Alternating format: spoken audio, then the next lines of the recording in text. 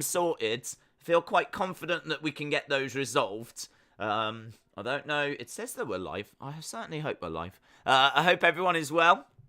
You'll have to let me know if you can see me or not. Right now, it says that we're live, and it's just got a black screen. So I have no idea if you're seeing me or not. If not, everything says it's connected. Everything says that it's going all right. But I literally have no idea if this is working. So, yeah, you'll have to let me know. Tonight... Oh, okay, well, there we go. Austin says, hey, Days. So I feel like we're live. I feel like we're working. We can see you. Thank you. Yeah, I was sat here. So just before I was about to go live, I had the stream set up and everything. I don't know why I missed the Fightful news. So Fightful with a report, a very interesting report about someone potentially returning. And so I wanted to quickly do a video on that. I knew that we would talk about it, but I also knew that if we talk about it, it's going to be buried in this watch-along. So I wanted to make sure that at least there was a video out there so that we just got a video out there. So I got that done, and then all of a sudden, like, my internet started crashing and everything. So I was like, oh my God. Just one of those days. But I hope everyone is well. So just having a look at what we've got lined up tonight. It looks like Bobby Lashley and Tommaso are going to be facing each other for the United States Championship. We've also got Angelo Dawkins taking on Seth Rollins. So we've got that tonight as well.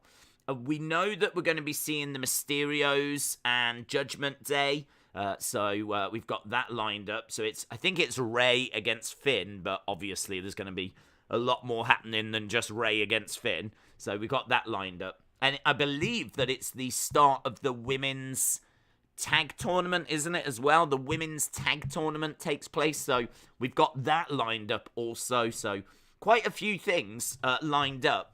I do like the fact that we've got some plenty of stuff that's announced in advance. But yeah, women's tag tournament, United States Championship.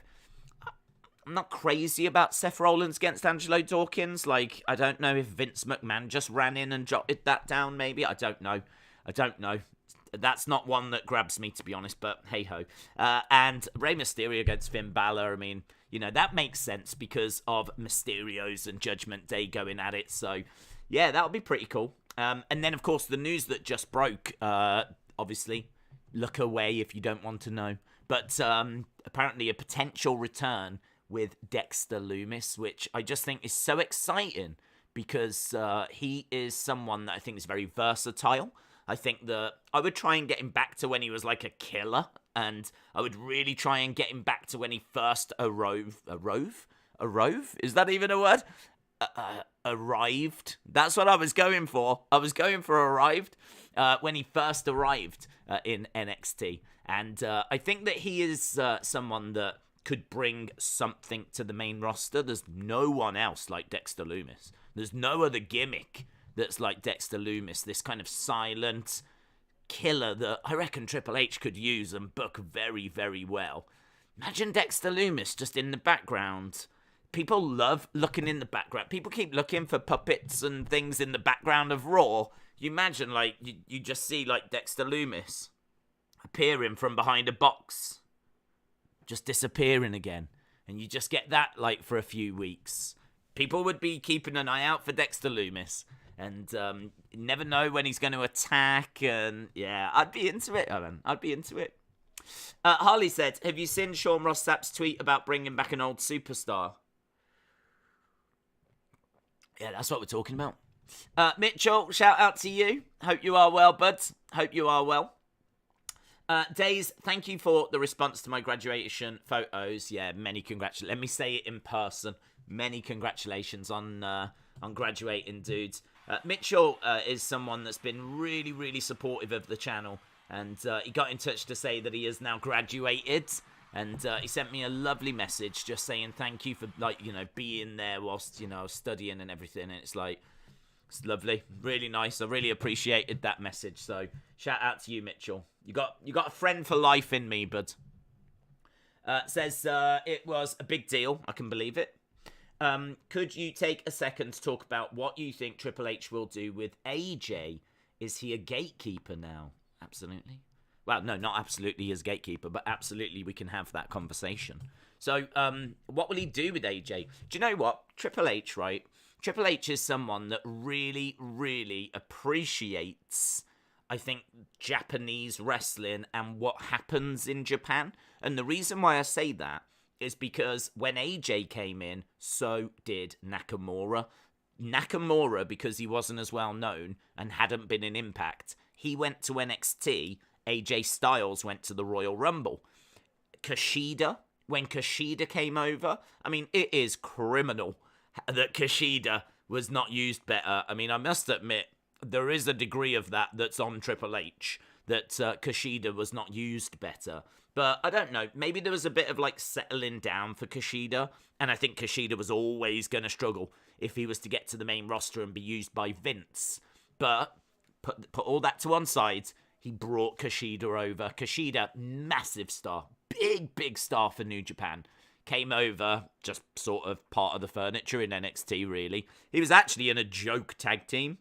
They had him in a tag team with Ikemen Jiro, and they were called Jacket Time. And I just don't know. I don't know. I mean, I'm all for Kushida having fun, but he's just one of the kind of best in-ring competitors, and we just never got it out of him. I don't know. Perhaps you can't win them all. Perhaps like he just couldn't find a way of getting it out of Kushida. But he's brought over Nakamura. He's brought over Kushida. I would imagine he was largely responsible for AJ. I can't imagine that Vince... first of all, I doubt Vince knows anything that happens in Japan. Second, I doubt Vince cared about AJ Styles. You know, I can't imagine Vince watches Impact or TNA. And I can't imagine that he's bothered about AJ Styles. So I would give the AJ Styles return credit to potentially Triple H. I would give Nakamura, Kushida credit to Triple H. We heard big rumours that Triple H wanted Switchblade Jay White from New Japan as well. So he knows what's happening in Japan. Clearly, he's got an awareness. I don't know how much he appreciates the product and how much like he's a fan of New Japan, but he clearly has got a knowledge and an appreciation for what they're doing over there. And so he has been responsible for bringing quite a few over. So with that being said, you have to think that the future is bright for AJ Styles, because not only has he played a role in all these Japanese stars coming over, but he has also seen what AJ has done and how the locker room has reacted to him. Because, you know, I think Shawn Michaels was very close to having a match with AJ Styles. AJ Styles wanted it, and Shawn, I think, was very interested. But I think ultimately Shawn decided it's best I leave it alone. Like, I don't think it had anything to do with AJ. I think it was Shawn thinking to himself, let's not revisit. We all remember what happened in Saudi Arabia when we did DX against Brothers of Destruction. Let's just leave it where it is, right? I think that was Shawn's approach. So I don't think it was anything to do with AJ. I think it was just Shawn wanting to not revisit it and just leave it where it was. But I think Triple H will have seen Shawn thinking about it. I think he will have seen Undertaker doing it. I mean, you've got to think, like, this talent that has come over, this AJ Styles, right? He's come over and he has impressed the boys so much. He has come over and impressed the locker room so much that people are just desperate to work with him. I mean, you've got Daniel Bryan, that desperate to have a match with AJ Styles. Roman Reigns was desperate to have a match with AJ Styles. Seth Rollins, desperate to have a match with AJ Styles. Triple H, I think, is, I want to say, a bit more connected to the boys, a bit more connected to the locker room. I think he will have felt the excitement of AJ Styles more than Vince would. Vince would not have cared if the boys wanted to work with AJ or not. That would not have mattered with him at all. So the answer I can give you is that I think under Triple H, he will be very well respected. I think that Triple H will have an appreciation for him. I think Triple H, I can't say for certain, but I think he played a big part in him coming over to WWE. I think that Triple H is more connected to the locker room, and so I think that he will also have shared in the excitement of, you know, there will have been people think of the conversations Triple H will have that we're not privy to, on the phone with Scott Hall, on the phone with Kevin Nash, on the phone with X-Pac, whoever, any legend that's calling up, I'm sure Triple H knows.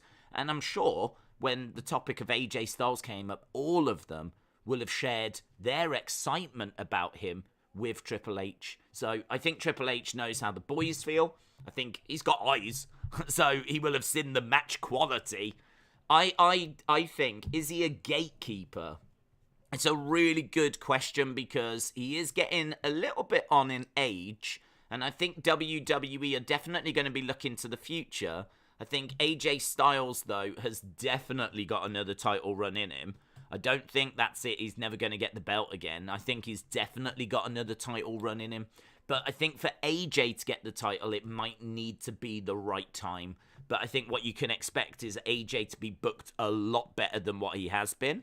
So I think he'll be booked a lot better. I think he'll get to show his wrestling more. And he'll get big high-profile matches, high-profile feuds. And I can see another run. Will he now go on to be the guy? I would have to say no. Just because of how many people there are. You've got Cody that's around. We've just brought back Karrion Kross. You've got Drew. I mean, you've got Seth. You've got to do something with Owens. You've got to do something with Sami Zayn. You've got a long list. Gunther's going to be knocking on the door soon. You've still got Roman around. You can always bring up Bron Breakker. Gable Stevenson's going to arrive at some point. I mean, honestly, it's a flipping long list. What are you going to do with Finn Balor? I mean, these are nice problems to have, but that roster is pretty stacked. It's stacked full of potential. Potential that I don't think Vince was ever going to realise, but Triple H could. So AJ, unfortunately, is one of those guys. But he's someone that's got a lot of respect from the locker room and the fans, and absolutely, I think that he could get another title run. So I hope that answers your question, Mitchell. And as I said, many, many congratulations, buds. I really do mean that. Jaden said, I wouldn't be mad if DIY returned and Sammy and Kevin reunited. That would be fun. You could definitely do that for a while. Seb said, I'm intrigued on ETH, Eric Ten Hag, first game defeat to Brighton. What you think of Rabiot and Arnautovic to Man United? I actually don't mind the Rabiot room. Just to go into soccer for 1 second. Disappointing result. I mean, what else I would say is that we lost 4-0 to Brighton last year. This time it was 2-1. So you could look at it and say there's a little improvement there, but I think it's still well below what United fans were hoping for. They were hoping for a win. Obviously, it didn't go that way. We know that pre-season hasn't been perfect. We know that we've not brought in the players that we need. Brought in some, but we haven't brought them all in. The ones that we did bring in, we got too late. So, how much training has Martinez done? How much training has Eriksson done? Arnautovic, to me, I ain't crazy about it. And what it says to me is that we've got someone in mind, but they're not going to be available this year, and we're going to go for them next year. Or maybe we're going to wait and see what happens with Greenwoods, or maybe, I don't know, maybe there's someone that we wanted and they've gone, and so now we need to sit down and figure out a new target, and we just haven't got the time to do it now. I have no idea. But Arnautovic feels like someone that's going to be a squad player. Like a Garlo, you'll see him once in a blue moon in a league game. If we desperately need a number 9 for an away trip to Fulham, then he might play in that. So I wouldn't get too hung up on it. I think if anyone thinks he's going to be our new number 9 playing week in, week out, then don't worry about it. So, I ain't crazy about that. But I'm also not too concerned about it. But Rabiot, I don't mind. Rabiot, I actually think, is a decent midfielder. He's someone that has played at international level. He's won a World Cup. He has played for big teams. I never saw what he was like last season, so I can't comment. But I'm guessing if we've put in a bid, it's probably because he didn't play or wasn't playing. He's kind of fallen out of the team. But again, do I expect him to be a week in, week out player? Not really. But I'm sure he's around late 20s. So I would be all right with it. I think, again, squad player. bring him in. He's only going to help. He's not going to hurt the team, is he? So, Rabiot I'm all right with. Arnautovic, I could take or leave, to be honest. I just play Rashford there. I'm not really sold that we need Arnautovic. And disappointing, but, hey-ho. We move on. I mean, as long as Ten Hag is feeling like he's being supported and, we're doing everything we can, there's not much more you can do. You just got to go with that old Rome wasn't built in a day. JS17 said, who do you see getting a push now that Triple H is in charge? Who do you see being put down the rankings, brackets not pushed anymore? So, I mean, I think it's going to be really difficult because you can sit here and go, AJ, Kevin Owens, Sami Zayn, Finn Balor. I mean, you can look at everyone he pushed in NXT and go, those people. Because if he pushed them in NXT and they did well, then you've got to think that he trusts them. It's funny we should talk about Man United just because Man United, don't worry, we're talking wrestling. Man United just got a new manager, okay? And he's come from the Netherlands and he's come from Ajax, team called Ajax. And he's come over and all of a sudden he just wants Netherlands players, Ajax players. And the reason why is because he's worked with them and he trusts them. And he knows what he's going to get out of them. And he knows that they're going to work for him. The same could be true for Triple H. Triple H knows this roster, though, right? He already knows the roster. He's done loads of work with the roster. And a lot of the roster have come through NXT anyway. But he is going to know, that he can trust those NXT people. So he will likely look at anyone that he was using well in NXT and look to lean on them in the short term. So I would have to imagine that, the likes of your Shayna Baszlers, who we've already seen get a push, the likes of, your Kevin Owens. I think Kevin Owens is going to be in line for something massive. I mean, I think there was even a report saying that. But, I mean, that's going to be a no-brainer because he was pushed massively in NXT. He was their champion, used in, main events. Didn't really stick around all that long, and boom, he was on the main roster. And I think we can all agree that Kevin Owens has not been around the main event scene enough. So, yeah, I think look at NXT. Look at who was being pushed. If you want a couple of names, or go with Kevin Owens, Shayna Baszler. I think Finn Balor is going to get a big push as well because he was someone else that was used really well in NXT. And then I think people that are not going to be pushed, that's really interesting. Who's not going to be pushed? You can't push everyone at the same time. I do think he'll do a good job of rotating it, though. I think that everyone will get their time to shine, but I don't know. You have to look at people that... Bayley's got a chair. Is Bayley going to turn, smile on the face and back? Crazy. He'll turn! Yeah, I think you've got to look at people like maybe Lacey Evans and Aaliyah and Elias, and I mean these people are pretty low down on the card anyway, but they're people that never really did much in NXT. To be honest, Elias was just around. I remember being shocked when he got called up. Lacey Evans was just around. I remember being shocked when she got called up. It just felt like it was way too soon for them. So, I don't know. Big stars that aren't going to get pushed anymore. I don't know. I just think a lot. If you're in that main event scene, I think you're still going to be pushed. It's just you're going to have to wait in line. But that's fine, because some of them have been waiting in line for years. So... Evan said, I'm getting to acknowledge the Bloodline shirt, Roman Reigns gloves, and a championship, and a Universal Championship. Wow. Lucky boy. Lucky boy. Life of Daz says, hope all is good. Can see WWE 2K23 being a bigger game with all the roster coming back. Life of Daz, shout out to you. Shadow Ninja says, Days. I think Gargano returns tonight as Raw is in his hometown of Cleveland. Do you know what? I think there's a good chance that you could get something tonight. I don't know that it'll be Johnny Gargano, but it could be. It could. I mean, I don't know that it'll be Sasha and Naomi because we know the tournament starts tonight. So the tournament starts tonight. I don't know that we're going to get Sasha and Naomi tonight, but I feel like they're coming. I feel like they're on the way. Maybe he does Johnny Gargano tonight, Sasha Naomi in a couple of weeks.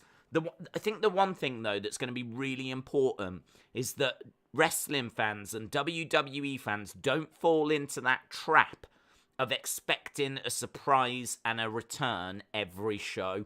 Don't be disappointed if there's no one tonight, right? Don't be disappointed. Don't go into shows expecting returns. Because, yeah, there's lots of people that can come back, and there's lots of talk, and there's lots of excitement, but don't go expecting it. Don't go expecting it, because all you'll do is you'll end up building up your hopes, and you'll miss out on what have been good shows. These Triple H shows have been good shows. So, yeah, don't kind of fall down that rabbit hole, if you will. That's something that I think AEW kind of fell into a bit of a trap with. They, like, it suddenly became, like, what big surprise is going to happen at their next pay-per-view? Who's coming back? And, like, every pay-per-view, it's like, who's going to be the Joker? Who's going to be the mystery person? And they were constantly leaning into that. There might still be, actually. I mean, Forbidden Door, it was like, who's going to replace Daniel Bryan? So, you know, WWE don't tend to do that. That's not something that they rely on or lean on so much. But obviously, with Triple H in charge now of creative, he's got people that he wants. So it is something you're going to see a lot of. But just don't get too disappointed if, like, you know, we go a few shows and you don't get, like, surprises. Because that Karrion Kross one was fantastic. That was sick. That was really, really cool. Life of Dad said WWE change might make AEW up their game. I mean, I think that AEW are going to have to up their game, to be honest. I think that they are fine. This is not a let's all kick AEW kind of situation. And absolutely not. But I think that they are probably concerned. Because I think you would want to go up against a Vince McMahon WWE, where you know that a lot of people feel that it's gone stale, and you know that a lot of people feel that they just don't feel the same about it. A Vince McMahon WWE, I think by and large, caters and aims itself at kids. I think that it can be watched by all ages, but I think that really he doesn't worry about Twitter. He doesn't worry about, like, what the adults are saying. He just focuses on the kids. I got into it when I was a kid. I'm sure many of you got into it when you was a kid. And the truth of it is you grow up with the show and you grow up with these superstars. Like, I feel like I grew up with The Undertaker. I can't imagine my life without Shawn Michaels and The Undertaker or Triple H. Like, I grew up with these people. They're like lifelong friends. I'm so used to seeing them week in, week out. And so, for me, like, as we kind of grow up, I feel like we, to a degree, kind of, I don't know, leave the target demo. And I think that we enjoy watching it, but, you know, it always feels to me like there's a lot of silly segments. There's a lot of things that happen that you go, that's, you know, look at Lily. Lily, for example. I feel like Lily and Alexa's Playground and all of that stuff, no disrespect to if anyone here enjoyed it and you're a little bit older, I don't care, right? I ain't judging, I don't care. But I feel like that was probably intended to, like, be for the kids. I mean, I don't know, who knows? Perhaps Lily was meant to be this, like, really scary voodoo doll, but it never came across as scary. It just came across as, like, you know, Alexa with this doll. And obviously they sold loads. I'd imagine they went to Alexa fans, but I've got to think a lot of kids snapped them up. And so, you know, you look at things like that. You look at the things that, like, you know, The Miz does and, you know, a lot of the silly stuff. I remember him having tomatoes thrown at him, falling over into a paddling pool. Think about some of those street fights, Miracle on 34th Street fight, and Halloween when there's, like, pumpkins around the ring. And I don't know, you just kind of look at a lot of that stuff and you go, this feels like, you know, we're really going for a certain demo here, and I don't think it's the 50-year-olds. So, I think that for me was, you know, if I'm Tony Khan, I'd rather be going up against that than whatever Triple H is about to do. Because I feel like Triple H might hit the different demos a little better. Still give a product that kids can enjoy and feel a connection with. But something that maybe you don't feel embarrassed about watching sometimes. Because I've had loads of people that have got in touch with me when there's been a segment that's been a bit out there. where they've gone, I'm so glad no one walked in whilst I was watching that. Because sometimes under Vince, there were those segments. There were those segments where you're like, oh my God. Like, I hope no one sees me watching this. Perhaps the Maximum Male Models is one of those segments. Perhaps Maximum Male Models is an example. I didn't mind that.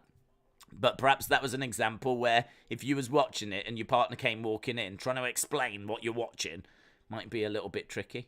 So, but I don't know. I don't know what Triple H will do. I'll tell you, I thought the way that he used them at SummerSlam was very good. Maximum Male Models were funny. I thought they were funny when they were like doing the water and they're like tipping it all down themselves. I actually thought that had some good humor to it. So perhaps he's going to look to tweak them and take them down a more humorous path now. So we'll have to wait and see. But yeah, I do think that for AEW, I think, they don't quite know what they're up against now. You always knew what you was up against with Vince. You don't quite know what you're up against in Triple H. We'll find out, and we're finding out. But, yeah, I think they probably are a little bit concerned. WWE definitely has the momentum.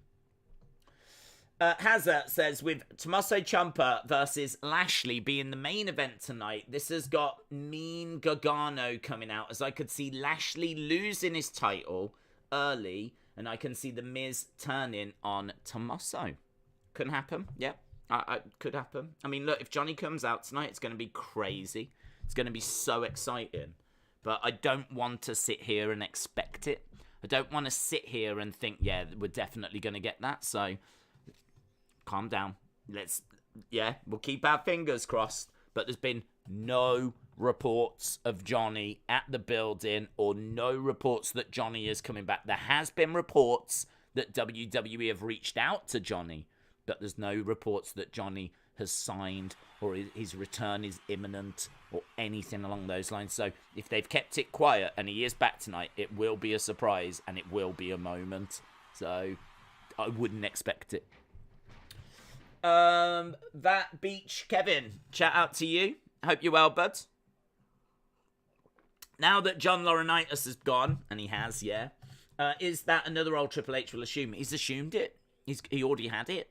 So John Laurinaitis, I believe, has been suspended for quite a while, and so his talent relations role was a role that Triple H was doing. You might remember that I think the day that Vince announced his retirement, I think it was the same day, either the same day or the day before, but an announcement came out that basically Triple H was the new talent relations guy whilst John Laurinaitis had been suspended. So Triple H had that role, and then Vince retires, and all of a sudden we find out that Triple H is head of creative, so he had both roles. The news today, I mean, look, we've gone nearly, half an hour? We was about 10 minutes late. But we've gone about half an hour already. We haven't even spoke about John Laurinaitis. To me, John Laurinaitis being fired, being let go, is zero surprise. No surprise whatsoever. He is heavily linked with some of these allegations. And I don't think he's that essential. I don't think he's someone that they really couldn't afford to let go or anything. It's not like... There we go. I don't think that he is someone that was essential or someone that was irreplaceable. I just think that it would have been more shocking if they'd have kept him because of, the fact that he was connected with all of these allegation stuff. Surely you just want a clean break. Surely you just want to move that stuff away and you just want to, move forward. So it's a great question because what does Triple H do now? Does he have both roles going forward? I would hope not. I only because he has got, his head of creative. He's going to have to make last-minute changes because there's going to be last-minute changes. I mean, you're going to have people that can't get their flight. How many times have wrestlers not missed out on a flight, forgotten their passports, got injured, got an illness, hurt themselves in rehearsal? There's loads of times that's happened that we're not aware of, that we're not told about, and plans have to change. We know plans change last minute. They don't always change last minute because Vince has changed his mind. Sometimes they change for other reasons that are outside of WWE's control. Triple H is going to have to do that. He is going to have to do. There will be illnesses, people missing their flights, people getting injured. It's going to happen. So he can't do talent relations and have talent come into him complaining about different things or questioning different things, whilst also having to do those last minute rewrites and sign stuff off. Like, I just don't see how it's going to work. I think that it's in one sense it's good, because if you've got a problem like Sasha and Naomi did about the booking, the person you want to talk to is the guy in charge of the booking. You don't want to have to go to, Tony, who's over in the corner, who, it will get you an answer. I'll see if I can get you an answer as to why we're doing this, right? And then you don't potentially hear anything for a while. Like, you want to go to the person that's booked it. And the person that's booked it is Triple H. So you want to go to Triple H. So right now, I mean, like, it makes sense on paper, but in actuality, I just don't know how it's going to work. I don't know how he's going to oversee those last-minute changes and be that talent relation. So my guess is they might run with this for a little while. The announcement for John Laurinaitis has only been made today. So my guess is they might run for it for a while, but I doubt it'll be long-term. I just think this is too big. The machine is too big. I don't think they'd be able to maintain both positions. Triple H should get rid of the dead weight that doesn't belong in WWE, says Miguel. Richard said, WWE on USA want Lashley to win. Just do it. It's a rumor. WWE on USA want Lashley to win. What, tonight? Well, I think he will. I think he's got a good chance. I can't imagine Tommaso winning tonight. Tommaso's only been on the main roster for a hot minute, so I can't imagine he's going to arrive and pick up a victory tonight. So, yeah, if you are a Bobby Lashley fan, and I knew there'd be one out there somewhere, I think that your guy's going to get it done tonight. I think you're going to be all right. Ain't got nothing against Bobby. Bayley's got a chair. I just find that sometimes he lacks a little bit of charisma. Just a little bit of charisma. Heel turn! Bayley heel turn! It loves that Bayley clip, doesn't it? Oh my god! Bayley's Mitchell. I thought you was gone out of my life now, Mitchell. I don't want you to go, but you don't have to keep super chatting, bud. But Mitchell says, am I wrong? Yes. For feeling a bit disconnected from AEW. I know they've got injuries, but I'm more into Hunter's stuff, even with the scandals. Something feels off watching AEW. To be honest, mate, what I think it is I think that it's all to do with timing. So I think that if AEW had a killer storyline going on, for the longest time, you had the likes of MJF and Wardlow. As you said, CM Punk coming in. Daniel Bryan was having killer matches. There was quite a bit of things that were happening. Adam Cole had just arrived. I agree. I look at it now and it's it definitely feels like it's in a bit of a low point, AEW. I think that it's rebuilding. It's building its way back up now. I mean, we've just had the trio belts announced, so that could be interesting. As soon as Kenny Omega comes back, that will be an injection into AEW of enthusiasm and hope and, momentum. MJF, obviously we need to see what happens with the MJF story / situation. So you've got that as well. But yeah, I think not having an out-and-out champion. I mean, you've got Moxley as interim champion, but it all feels temporary. I also think I didn't see the Thunder Rosa Jamie Hayter match, but I heard Jamie Hayter had a broken nose. I don't know if the match was any good or not, but Thunder Rosa, and this is coming from a Thunder Rosa fan, has felt a bit off to me for quite a long, really since she won the belt, and actually just before. I remember just before she won the belt, her matches were just a bit off, and it was something's not right. Is she injured? And I think there was a report that she was carrying an injury. Well, she's continued to have matches well below her usual standard, and that's been quite a while now. So I think it's hard to look forward to a Thunder Rosa match at the moment. I hope whatever the problem is there, it gets sorted. And maybe that match with Jamie Hayter was good, but I heard that it resulted in Jamie Hayter having a broken nose. Perhaps it was really good. Perhaps they were like laying into each other so much that she got a broken nose, but I don't know. I don't know. I agree. I do agree. I think that there's just a lack of momentum there at the moment. And I do look at their champions, and I do look at their stories. Yes! God, do you know what? I think I love Bayley. That's what I'm learning. Stop in us now and celebrate on. Turns out I'm like the biggest Bayley fan I've ever seen. 2 clips in a row now. I mean, look, FTR are one of the hottest, if not the hottest, acts in wrestling at the moment. Yeah, who doesn't love FTR? They are killing it. But like, I don't know what they're doing on the show at the moment. I don't know where they are. I don't know what they're doing. I can't remember seeing them on the show for the past few weeks. So, like, for me, like, if you don't have your main champion around, CM Punk's out injured, if Thunder Rosa isn't really knocking it out of the park, well, what are your tag champs doing? Well, the answer would be nothing. I honestly, unless I'm forgetting, but if I am forgetting anything, maybe they are involved in a story at the moment and I'm forgetting it. But if I am forgetting it, is that not a problem as well? The fact that I watch all this wrestling, I know how great FTR are, and I can't tell you what FTR are doing at the moment. So I feel like their champions are not quite right. I feel like the momentum's not quite there. I think they'll be fine. But yeah, I mean, it's way more exciting what's happening in WWE at the moment. Way more exciting. I mean, look, Vince is only probably going to retire once. Can't imagine he's going to come back and then retire again. So yeah, I completely agree, Mitchell. Completely agree. Ethan said, according to Sean Ross Sapp, Triple H wants to bring Braun back. Does he? I haven't seen this. I believe you.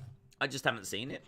The latest report I saw, I did a quick video on. Actually, so quick, I don't even think I put a description, which is bad, really. So, yeah, that I saw about Dexter Lumis, but I have not seen about Braun. I think Braun going into Judgment Day would be great. That's where I would put him. I'd put him in Judgment Day. I don't think you need Braun as a solo star, because I think that you've got AJ, Kevin Owens, you've got so many people at the top of the cards that you just don't need Braun Strowman. He's got great size, and he is a monster, and you can book him like a monster, and ultimately you can give him a singles run. But I think that he will bring more value in making the Judgment Day credible. I think the Judgment Day are lacking credibility. Rhea Ripley isn't. She looks like the best one. She looks like a beast. Damian Priest looks like he brings nothing. And Finn Balor, well, I really like Finn Balor, but yeah, under Vince it was never going to work, was it? Under Triple H it might. So hopefully Judgment Day get, like, you know, the Bullet Club treatment, and they're booked so strong, and they're just seen as like this. Hopefully they're booked like the flipping Shield, man. I want them to be this killer faction. I really want that group to work.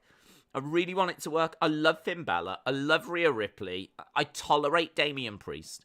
I don't hate Damian Priest. I don't hate him. I just think he just doesn't grab me. He's never grabbed me. I've never, ever, even when he was in NXT, got excited about Damian Priest. And this group is a real opportunity for me to get excited about him. So he's in the right place. He's exactly where he needs to be. He needs to be in a cool, credible group. And at the moment, Judgment Day is not. And I think Braun Strowman could help them be cool and credible. So, yeah, I hope he goes there. So if he comes back, I don't mind him coming back. But I'm not really interested in him being like a solo star. Although, if he was, I'm sure he'd be booked better than he was. Edge said he's going to destroy Judgment Day. He did. But you know what that means. It means that he's going to beat them all. And, you know, he'll get a big victory. And then Judgment Day afterwards will be like, oh, you know, we don't know really like the way forward and all this kind of stuff, and there'll be some self-doubt, and then they'll bring in another member, and then they'll get strong again, and Edge will have moved on. Judgment Day can rebuild. You know, they'll be fine in the long term. If they want to keep them, if they want to keep Judgment Day, they can keep them.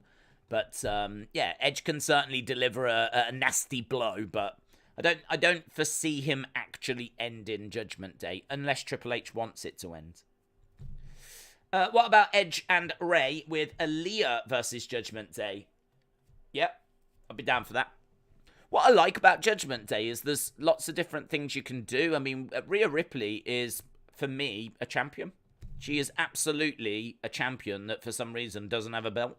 Like, she really is. She's got muscle. She's got credibility. She can wrestle. She's got a different look. She's cool. Like, box ticked. For me, Finn Balor should have had more Universal title reigns than he's had. You know, he's had one, and he held it for 24 hours. So, again, you know, I look at him as cool and credible. Damian Priest is the one that I struggle with. But as you said, you know, putting him in that group elevates him. And if you put in, say, Braun, I mean, I could see Braun and Damian Priest being tag champs. I mean, that would be awesome. Braun and Damian Priest as tag champs. I'd be down for that. And then, like, Finn Balor as, like, WWE champ and Rhea Ripley as the women's champ. And, like, that faction could be dominant. They could run Raw. So, I would love a strong Judgment Day. But, I don't know. I can't sit here and tell you what the plans are because I really, really don't know. I don't know if they're going to go forward and push them or if Edge will destroy them. Maybe Edge saying that is Triple H saying that, saying he doesn't like the group. This isn't how he wants to use them. He's got other plans and Edge will destroy them. So I don't know which way it goes, to be honest. I don't have a problem with Triple H wanting to bring people back. The roster is depleted. It needs talent. I hope it don't get to the point where we sign people for the sake of signing people. Do you know, it'd be funny. Imagine if he started signing a load of ex-AEW stars. So he brings in Joey Janela and people like that. And people will be like, why is he signing all these ex-AEW? Do you know, like when... Because all you hear in AEW is like, oh, he only signs ex-WWE. So imagine if Triple H starts doing the reverse. I mean, it would be god-awful. Because the people that AEW have let go are, you know... I'm not sure that they were going to be bringing much. Big Swole, Jimmy Havoc, Joey Janela. All of these could make their way to WWE. You missed it at British Soundboard Pranks. Oh, it's brilliant! Titus trips and goes under the ring. Oh, the Titus moment. The Titus moment. They are going to show that for you. The Titus moment. British Soundboard, I did miss it. I'll see if I can go back. Hang on. We can do this, British Soundboard Pranks. I don't want you thinking that I'm doing this on purpose. I can't remember seeing them. Here we go. Look, there I am. God, what a sexy beast of a man. Let's have a look. I would ask you just to put it again, British Soundboard Pranks, but it's on me, mate. It's on me. It's my bad. Here we go. Look, I found it. That's how good at YouTube I am. Here we go. Days, do you think Liv Morgan versus Shayna is a big enough match for 70,000 stadium show? Both were in the mid-card for so long. I'm so glad I found it. That's a really great point. I think that you're going to need to do a good build. I think that you're probably right. It's probably not strong enough. I think that Liv... Yeah, man. Do you know what? I think a few different things. I think it's a really great question. First of all, I'm thinking, does Ronda Rousey get involved? Is Ronda going to come back and start beating up on Liv, right? She hates Liv. She's got her suspended. She comes in, she starts beating her up. That would result in Liv winning the match by DQ. So Liv would keep the title. And that would also upset Shayna, because Shayna has not had many opportunities at a title. And now, all of a sudden, You know, I could see Shayna grabbing Ronda going, what are you doing type situation. Ronda pushing Shayna going, that's my title. And then it being a moment. So even though Liv Shayna might not be the strongest matchup, it might serve a real purpose as to what's going to come next. So I could definitely see Ronda getting involved in that. And I could definitely see Liv leaving with the championship. So I think Liv leaves Clash with the belt. I tell you the one thing, though, that I'm interested in. And that is, how is the crowd going to react to Liv? We've spoken a lot about this. But the reaction to Liv on Friday was stunning. Truly stunning. I was stunned. I did not expect it. I'm sure you didn't expect it. But it was a reaction that I can't tell how many people sharing it. I mean, I did a poll of do you turn a face or keep a turn a heel or keep a face, and I think turn a heel got about 48%. Keep a face got 52%. So on Twitter, I did a poll, and it was really close as to what do you do with Liv now? Keep a face or turn a heel? I feel like people are really split on this. I've had some very passionate Liv fans get in touch that have, tried to, whatever, explain that, it's happened before. Why are people booing? All this kind of stuff. But you can't deny that there's people out there that feel that she does not deserve that title after she tapped. So how are the crowd going to react? Apparently, at a house show at the weekend, from what Twitter said, there wasn't any boos. So apparently at a house show, it was a good response that she received. But then on SmackDown, we all saw the response. Everyone saw the response. What's the response on Friday? I actually don't know. I don't know what to expect. I don't know if that crowd on Friday are going to cheer loud for her to kind of say, we're still with you. Because it could be a pro Liv Morgan crowd. Or is that crowd going to just do what they saw last week and agree with them and start booing them? Or will the crowd be split? Could there be a kind of let's go Cena sucks type situation? I'm so fascinated in it. I'm so fascinated. And that could change the booking. It could change the booking. Under Vince, I'm not sure it would have. Under Triple H, it might influence how he books it. But I think that Liv, Shayna, Clash at the Castle, Ronda gets involved. It builds Ronda, Shayna then. Liv gets out with the belt. Whether she gets out face, heel, I really don't know. We're going to have to wait and see. So it's so interesting, though. I've said before, that stuff really interests me. The psychology of wrestling is something that I really enjoy. I enjoy that side of it a hell of a lot more. I mean, I can't even begin to tell you how much more than just seeing people do backflips and moonsaults and whatever. There's people out there that enjoy that. There's people out there that enjoy watching, people do cartwheels and backflips and all that kind of stuff. For me, looking at the psychology of it and looking at how you kind of manipulate a crowd, I find that fascinating. And looking what's happening with the whole Liv stuff at the moment, I just think is so interesting.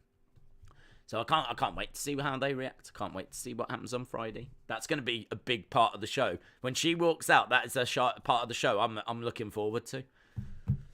Delwyn says, evening. Have you heard WWE's roster can now have the freedom for promo? There's no more scripts, finally. Also, have you listened to Roman's promo? He says hospital. Yeah, there's we are moving away now from those banned words, which is good. I don't know that that's too much of a surprise. I think medical facility and all that kind of stuff, that was very much a Vinceism. So yeah, I mean, good that we're starting to see those banned words coming in, and it's good that the talent has got freedom. The only thing I would say is that there's plenty of superstars that can't do promos, and there's plenty of superstars that are going to need help.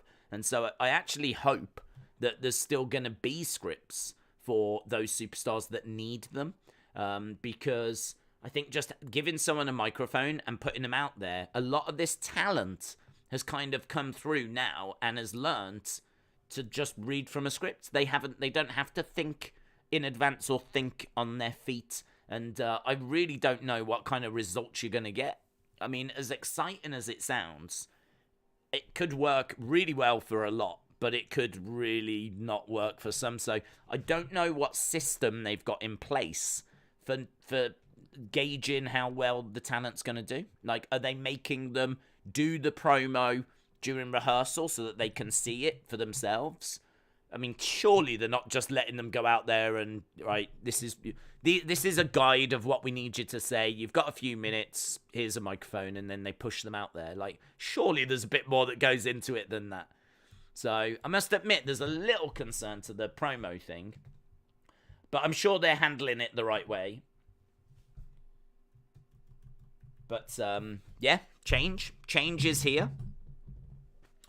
Ethan, shout out to you, dude. Hope you are well. Show is beginning. We're about to go over to the show. Scott says, no Sasha Naomi return poll for tonight. No, I'm not expecting them tonight.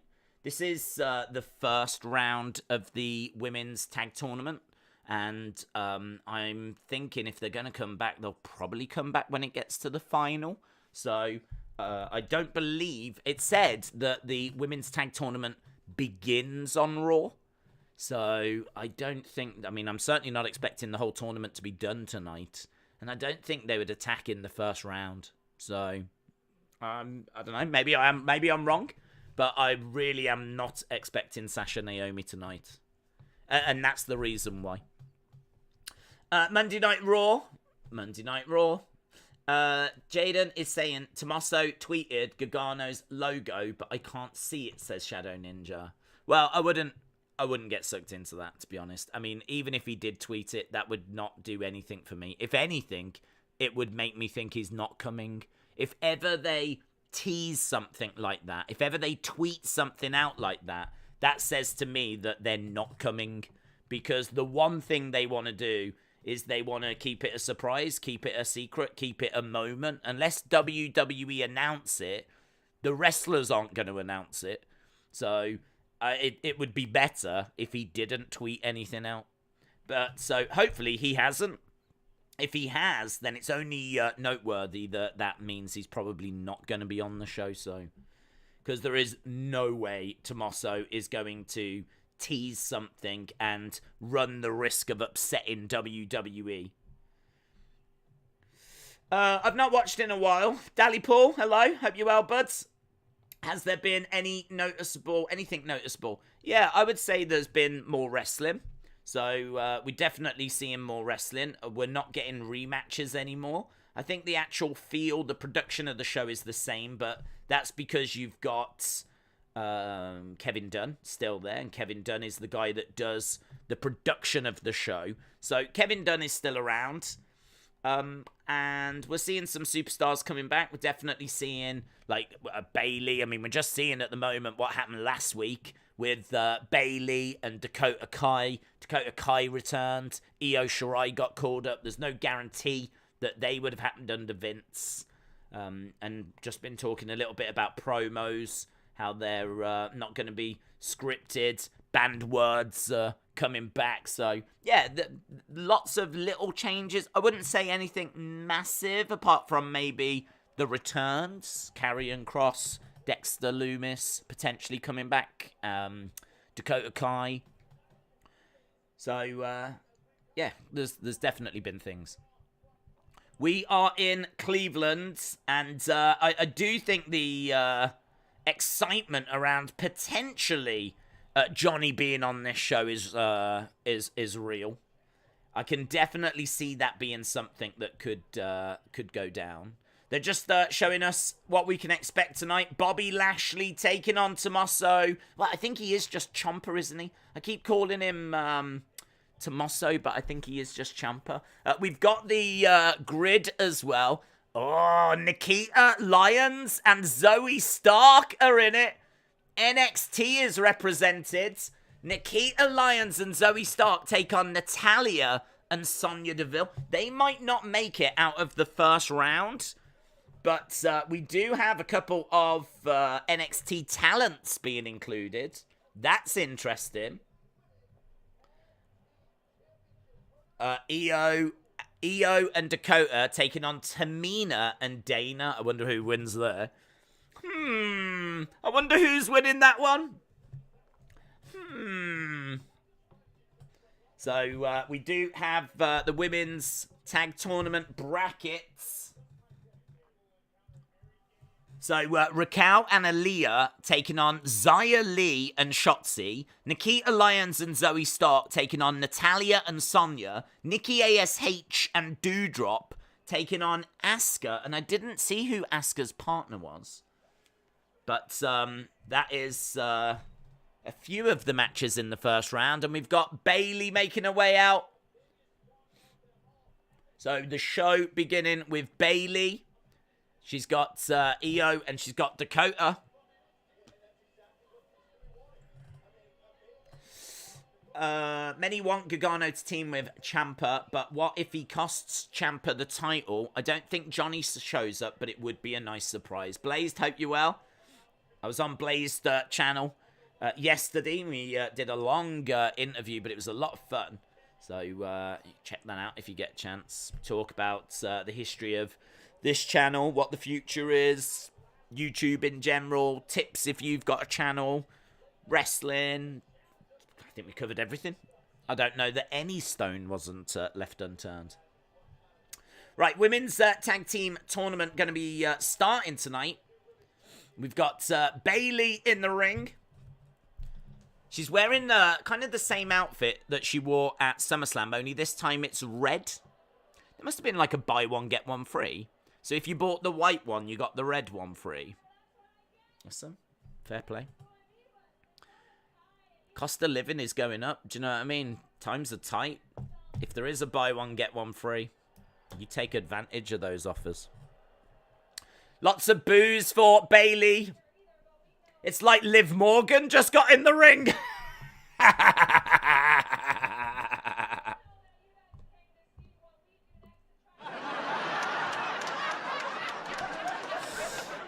Right, let's see what Bayley's got up her sleeve. And she has got sleeves.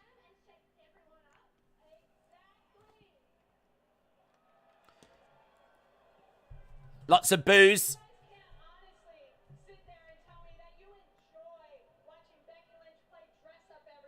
You can't tell me that you enjoy watching Becky Lynch play dress up.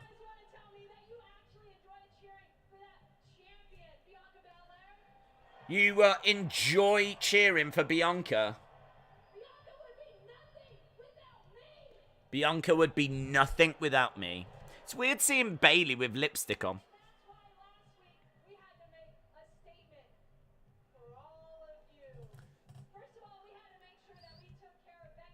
Last week we made a statement.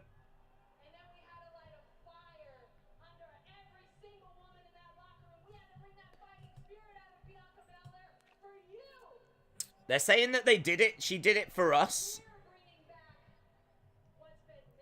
We're bringing back what's been missing. Oh, Io. The hunger!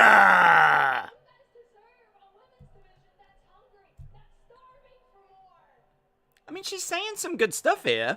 I don't know why we're booing her. She says you deserve a women's division that's hungry for more. We do. She's right. She's right. Face turn. And this crowd, booing away.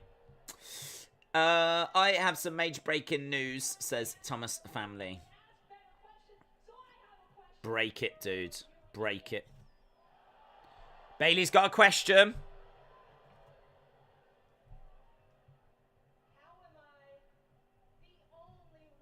Why am I the only one? Why was I the only one to realize how lethal Io Sky was?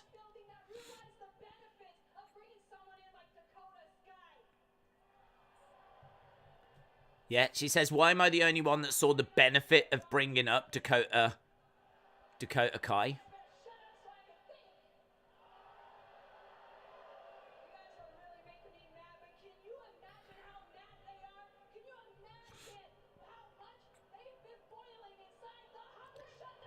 Booze. Booze. Bayley getting rattled, man. Bayley getting rattled.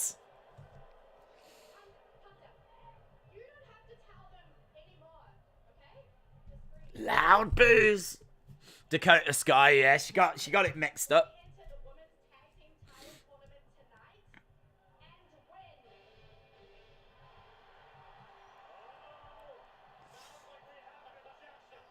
Right, we've got Alexa Bliss coming out now. Alexa Bliss making her way down. Is she gonna have some direction? Oh, she's partnering Asuka. Right, that's the partner for Asuka. So this is gonna be our next match then. Boom. Who goes forward in this one? Damn, both of these teams need to progress. Bayley meant to say Steve Blackman. This is going to be a good match, says Scott. Edward said, what's your favourite toy hunt? Favourite figure ever? Favourite toy hunt? Favourite toy hunt probably be the one where I find that Finn Balor. And, Bianca's come out. Bianca's here as well. Oh my god, it's all happening. Yeah, my favourite one would probably be that because it was really the one where everything kicked off for the channel, and it means like a lot. I would say it was one. I probably would look back on it now and cringe, but it felt like the best video I'd done up until that point, and hopefully I've advanced past it now. But yeah, at the time it felt like the best thing I'd done. It felt like I was actually starting to make some good content. And it was huge for the channel, so I'd go that one. The one where, quite early, I think it might be like the second or the third toy hunt. And then literally I don't get any better than that. It's all downhill from there. So I would say this channel's been dead since about early 2016. Right, we've got Asuka, Bianca, and Alexa in the ring.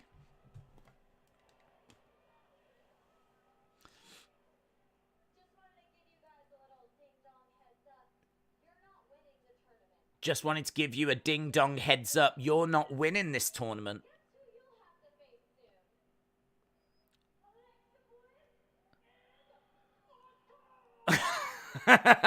Alexa Bliss and Asuka!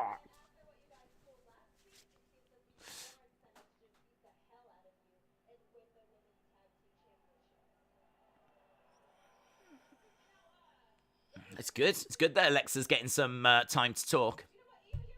The Queen will be back and will stand before her, says John. Yeah, don't forget about Charlotte. She's in the shadows. Bayley did a tweet which hinted the faction might be named Control, but not sure.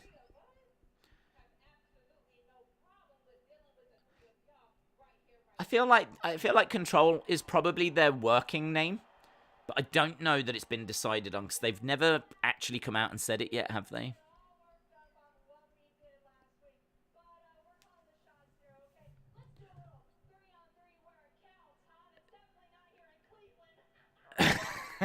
Let's do a 3-on-3 where it counts, and it's definitely not here in Cleveland.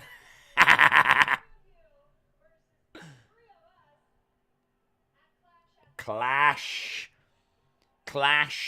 So another match for Clash. Asuka likes it. Bianca likes it. Alexa likes it. Crowd aren't crazy about it. They want to see it now. Challenge accepted. So there we go. Another match is added for Clash at the Castle.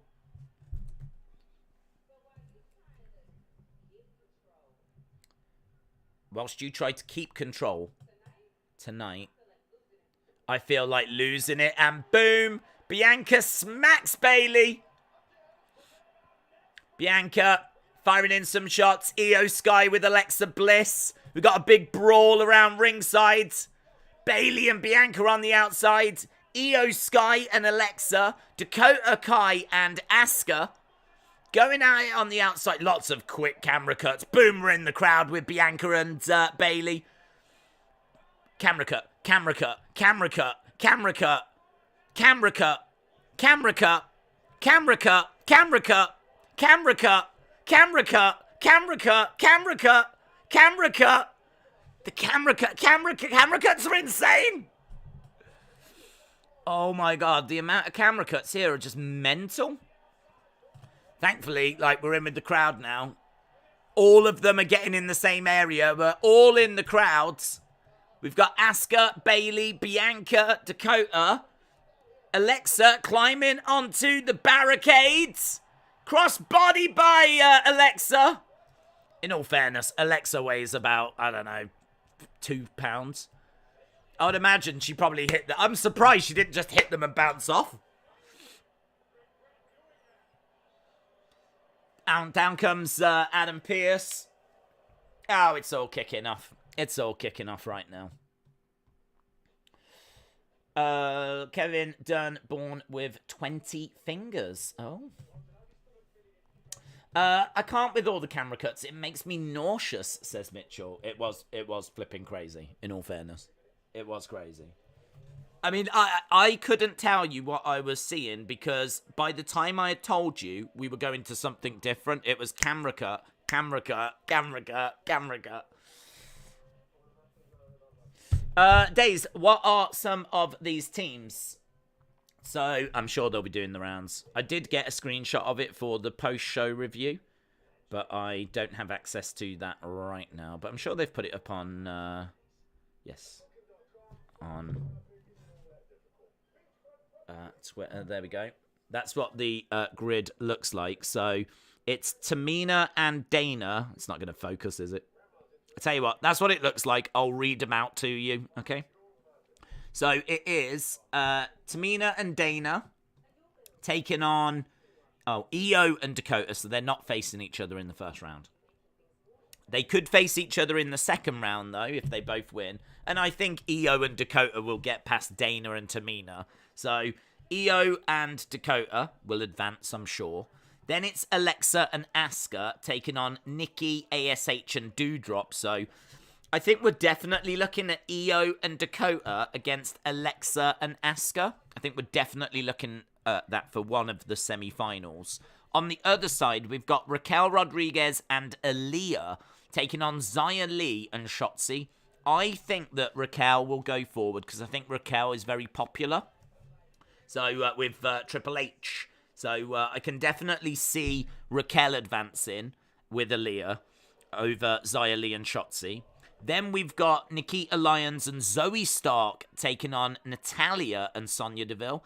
Unless they want Nikita Lyons and Zoe Stark to be called up, I've got to think that they're probably going to put Natalya and Sonya over. So, and that would actually set up Raquel and Aaliyah that are faces taking on Natalya and Sonya that are heels. That makes sense. So I think we're probably going to end up with Io and Dakota against Alexa and Asuka. And then we're going to have Raquel and Aaliyah against Natalya and Sonya. So we need a face and we need a heel going through to the final. And you could go either way here. I think that they will go... You could do face versus face, I suppose. I think Raquel and Aaliyah will go over Natalya and Sonya. I think Raquel and Aaliyah go to the final. I really think Triple H probably wants to push Raquel.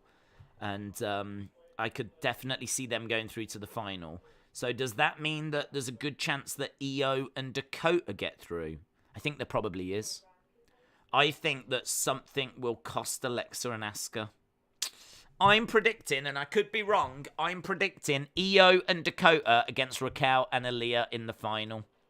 I'm predicting that, and I'm going to say that it is Io and Dakota that win the tag titles, which actually makes sense because Bayley's group is new. They need building. That would be a great way of building them. You've only just brought Io and Dakota to the main roster. I think Alexa and Asuka can try to stop them. And I don't know if they're going to be a tag team long term, to be honest. They might be. They might keep Alexa and Asuka together for a while. But I think that Io and Dakota will be a tag team for a while. So I'm going to go with Io and Dakota winning the tournament. Right, next up, Seth Rollins. Dakota's team wins the tournament, and then Sasha and Naomi come back to face them. Love it. That makes perfect sense as well, yes. Because they'll come back as faces. So that makes perfect sense. Right, Seth Rollins making his way down.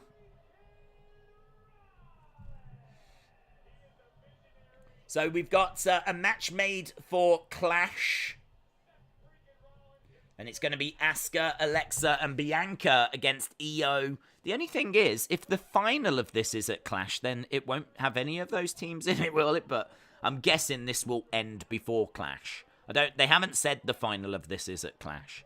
So I'm guessing this will end before Clash at the Castle. Seth Rollins is making his way down. This is going to be Seth against Angelo Dawkins. We already knew about that. So Seth against Angelo Dawkins. Maka said, I could see Naomi and Sasha being added to this and winning it. Maybe. I think there's... for me, I think they'll go with this tournament, and then I think as soon as whoever wins has won, I think that's when Sasha and Naomi return. So I think the Sasha-Naomi point has only added to my belief that Io and Dakota will win, because I think it makes a lot more sense to do Sasha-Naomi against your new champions, Io and Dakota, and it builds up those guys that have only just got to the main roster. I think that it makes more sense to do that than to put the belts on Alexa and Asuka, who, as I said, I don't know if they're going to team long-term. And even if they are going to team long-term, they could always they could be the opponents. There's always more value in chasing a title. So if I was booking it, I would go Io and Dakota. Right, we have got Seth versus Angelo Dawkins. Keep getting in your thoughts. What are you thinking of the show? What are you hoping to see on the show? Good crowd. Hot crowd. I'm going to move this microphone. It's a little bit in the way. There we go. That's better. That's better. Do you know what? That actually really was throwing me off quite a bit having it here. Because whenever I'm doing stuff over here, yeah, it was kind of... I feel more comfortable now. That's nice. Hello, everyone. Planet Dan said, I think Alexa would fit in nicely with Bayley and her buddies. I like that. Bayley and her buddies. Days, says Darcy. The women's division is easily the most entertaining it's been for a while, and it's only had 2 weeks of build. It's wild how much can change when it is shown proper care. Excellent point. I agree. I think if you just inject some new life into it, and, you kind of build up some interesting stories, and give some women the respect they deserve. I mean, finally we're doing something with Alexa Bliss, which is great to see. Io Sky and Dakota Kai are my picks to win. Just going to put that out on Twitter. Exciting looking tournament. Okay, we are underway with Seth Rollins against Angelo Dawkins of the Street Profits. Not a match that really grabs me, to be honest. But that's all right. We've already had plenty to get our teeth into this evening.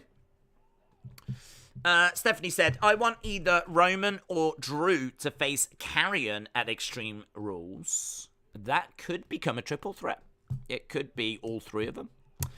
What do you see happening tonight in Lashley versus Ciampa match? I see Lashley leaving with the title. I'm obviously hopeful that Johnny is going to be involved somehow.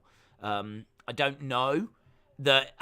You could have the Miz turn on Ciampa, and then Johnny comes down and makes the save. What is Montez doing on the outside? Seth on the outside is arguing with Montez. Out of nowhere comes Angelo Dawkins. Dawkins collides as we go to commercial break. But, I'm hopeful that Johnny would come down. But if he doesn't, it's fine. It's fine.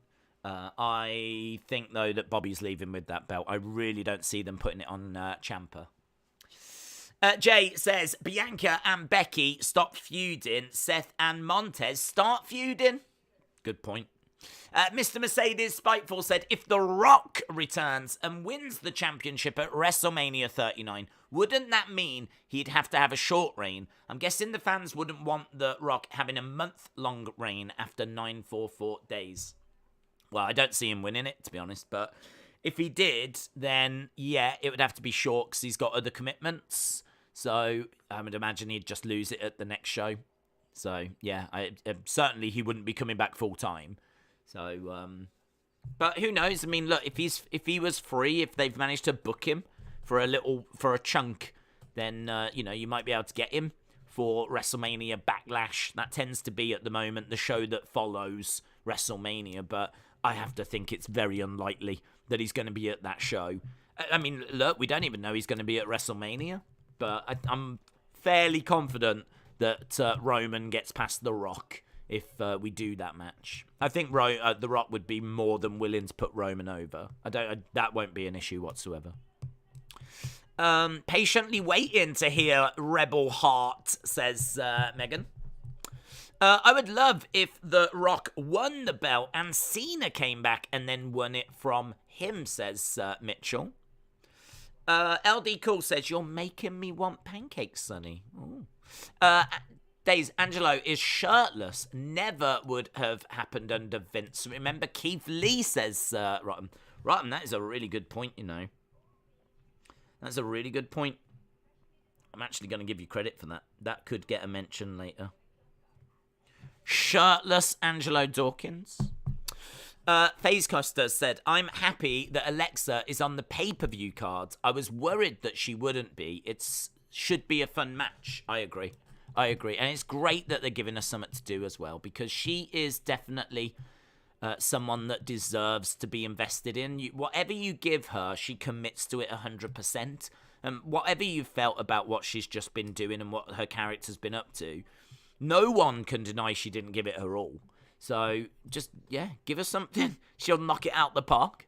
So I agree. She absolutely deserves to be on pay-per-view.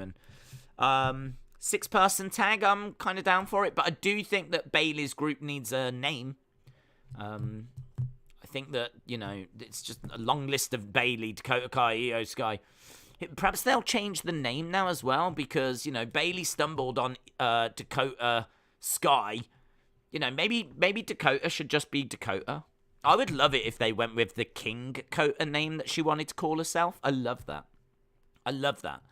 King Kota. I think it's great. I've said before, I think she could come down with like a really cool crown. Not a cheesy King of the Ring crown. Not a cheesy, WWE made crown. But a crown that just looks cool. It looks cool. Maybe something that's not that bling, but it's just like a little accessory. And she could come out calling herself the King of the Women's Division. And I think she might have trademarked it, though. That's the only problem. So I don't think WWE will use it, but King Kota, I think, is such a great sounding name. I wish they would use that. If this was Vince, she would be Dakota. That would be it. Montez has grabbed a chair, is arguing with the referee. Referee surely has got to tell Montez to get out of there. He throws the chair away. Referee is trying to hold Montez back. You're out of there! Montez is kicked out from ringside. Good God! Oh my God! So, there we go. Montez is removed. I love all three, but I would rather see Dakota and Bayley team up, says Paul. Legend Killer, hello. Shout out to you. Dawkins with the clothesline. Seth Rollins goes over the top rope.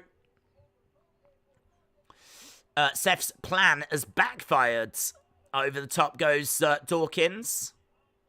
Dawkins chucking Seth into the ring. Dawkins grabbing Seth, trying to... Oh, lovely suplex. Lovely suplex. Dawkins looking quite good here, Nice twisting net breaker by Dawkins. 1, 2. Kick out by Seth. Kick out by Seth. Yeah, I mean, do you know what? Fair play to Triple H. This is not a match that I was excited for, but Dawkins really showing up here. Definitely feels different seeing him without a shirt. Yes. Who do you think from the NXT roster could be a big name on the main roster? Braun. But it's a bit dull, isn't it? But he is something special. It's not often that you get shown on NXT for the first time and literally a few months later you're the NXT champion. And he's had a couple of reigns now. He's very believable, very credible. Lovely sit-down powerbomb by Angelo Dawkins. Kick out again by Seth Rollins. Crowd are on their feet for this one. These two are showing up, man. These two are showing up. Dawkins getting a wonderful sit-down powerbomb, and Seth Rollins having to use all of his energy to kick out of that. Seth slumps to the outside of the ring. So you've got Dawkins inside the ring, Seth Rollins on the outside. Montez Ford has been kicked from ringside. Dawkins point in. Do you think, I wonder if this is a little bit of a strategy by Triple H.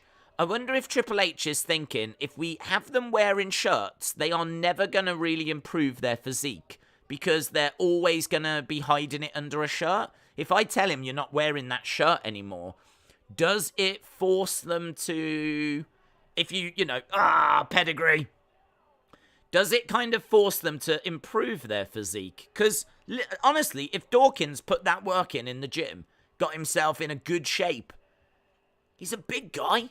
He's got good size to him. He's a big guy. Seth has got the victory. Yeah, Seth attacking. Montez could definitely come down here. And he does. Montez jumps in the ring and Seth Rollins scarpers away. So Seth Rollins running away as Montez comes down and makes the save. But it is a win for Seth Rollins. Good match, though. Fun match. Pedigree does it for Seth. Wrestler with Andy said, this is the best Angelo Dawkins match of all time. I don't think anyone is going to disagree with you. So we started the show with a Bayley promo, and then we've just had Seth beat Dawkins. Now we've just seen Edge on screen, half an hour into the show. Very entertaining. Very entertaining. Vince will burn it down before he goes. That is who he is, says Kook. Is Rollins going to get Riddle at Clash, or are they going to drag it out even more? I'd think that he would get him. I would think that he would get him. I think that... I don't know what they're doing with Riddle at the moment. I mean, I heard his injury was all kayfabe, so I really don't know what they're doing. I don't know if they're looking to repackage him. Perhaps... Triple H just doesn't like the character that he's been playing. And perhaps they're looking at a repackaged job. But I'm sure that Fightful reported that that injury was not real. And that it was all kayfabe. So the reason why Seth is feuding with Street Profits is because he said that he knows they're Riddle's boys, basically. He knows that they're, got a good relationship with him. So it's really interesting, though. So, Montez kick from ringside. And a win for Seth. How do you think Vince feels now that Triple H is in charge and has made it better? Well, I don't think that Vince will view it that the product is better. I would imagine that Vince probably... I mean, look, Vince wants WWE to succeed. Vince is a businessman first and foremost. I very much doubt he watches this product and thinks it's a better product. Whether, he obviously the bump in ratings was nice, and if it can maintain that and grow, that will be the key indicator. So we're not really going to know until, a good couple of months down the road. Because I'd imagine all the ratings at the moment are going to see a nice bump. But, in Vince's mind, he'll want it to succeed. He's still a majority shareholder. He's still got plenty tied up in this company. So, his whole worth is in this company. He is not going to want to see this die, so... we're backstage with Dominic and Edge. Edge is saying, look, that was a mistake. Oh, Dominic pushes Edge. Dominic pushes Edge.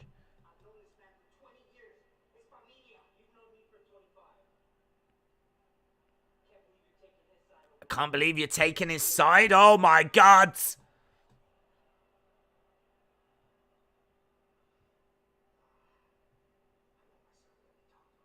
I know my son. Let me talk to him.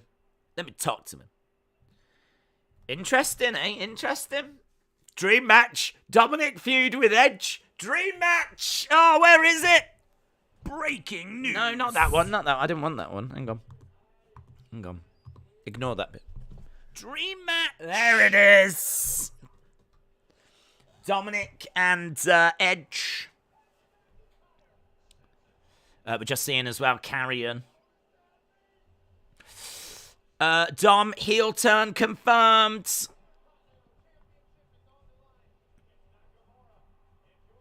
So Dominic upset with Edge backstage. Look, can I just say as well, locker room background.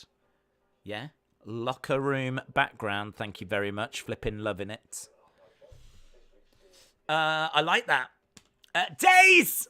Have you heard the rumours that KO might be getting a big push soon? I hope it's true. He's so entertaining. He should always get camera time. I have heard that, and I completely see why. He was a big star down in NXT. He was the NXT champion. He was used very, very well.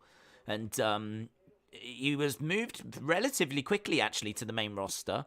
He was seen as having such potential. He kind of...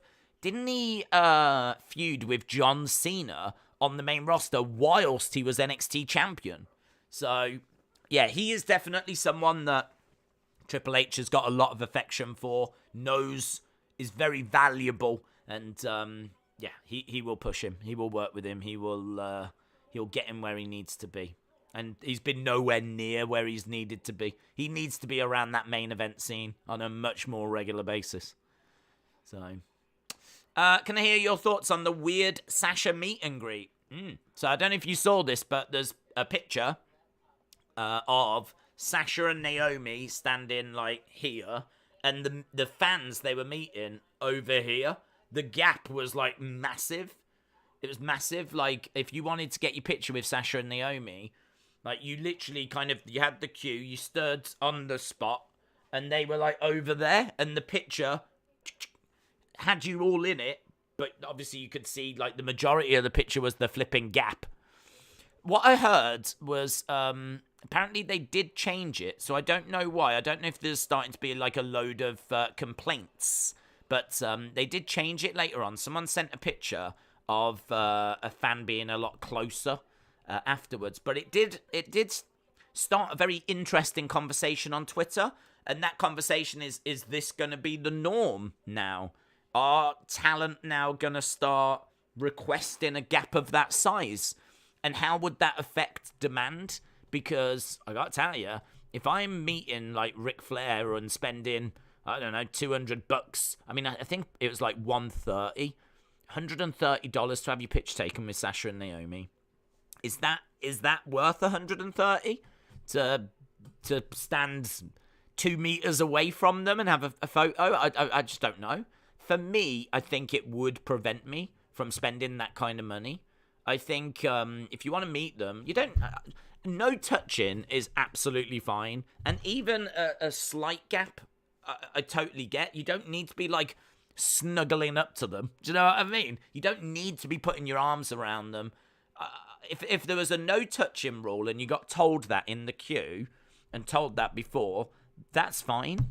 And actually, if the talent wants a gap of that size, fine. If that's what they want, that's fine. As long as it's made clear before you buy the photo. And if that rule was in place, it would stop me. I wouldn't bother getting the photo. I wouldn't spend that kind of money and having that distance. But it's personal preference, isn't it? It's their personal space. If they don't want someone that close, fine. I'm not going to criticize them for it. It seemed like this guy was not told when he spent $130 odd that he wasn't going to be able to at least stand next to them. So that was the issue I had. And I think that was probably the issue a lot of people had.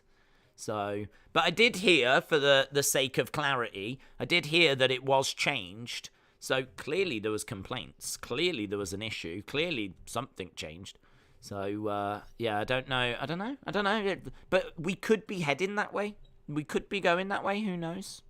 Because fans take it too far. We've all seen...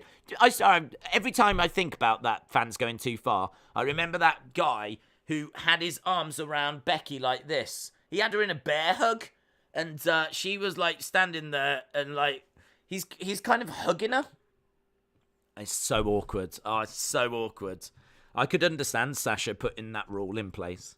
I don't know. Maybe Naomi did as well. I have no idea. And then maybe they just changed it to no touching or something. I don't know. Eric, shout out to you, bud. Hope you are well. Shout out to you. We got the Miz backstage. Paul Carpenter, hope you well, said, imagine Edge and Karrion Kross teaming up. That'd be a hell of a team. Hell of a team.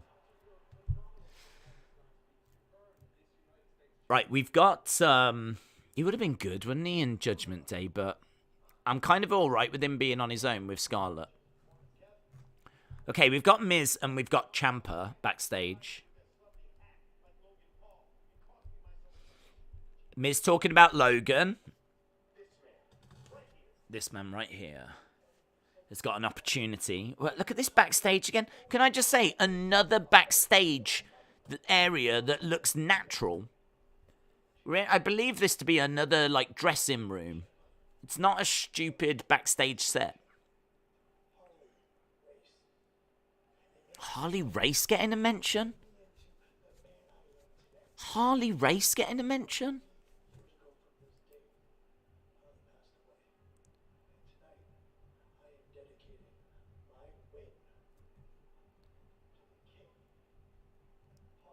Harley Race? Robe? Oh my god!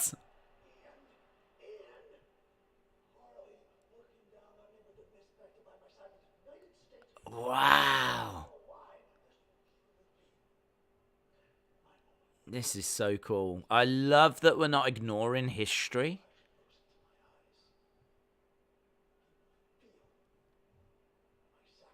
He's so good. Such a good promo. I'm so glad they're letting him talk. When he looks into my eyes, he'll know that he's already lost. Ezekiel in the ring. That'll be pleasing to all of the Zeke freaks.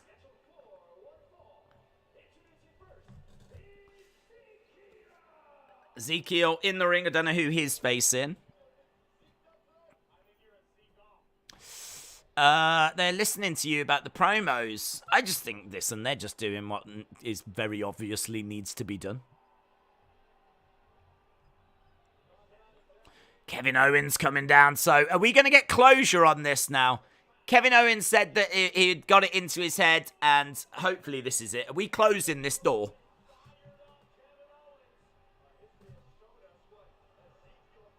So, Owens getting in, getting right in the face. This could be... I wonder if this will be a destruction. Will this be a squash?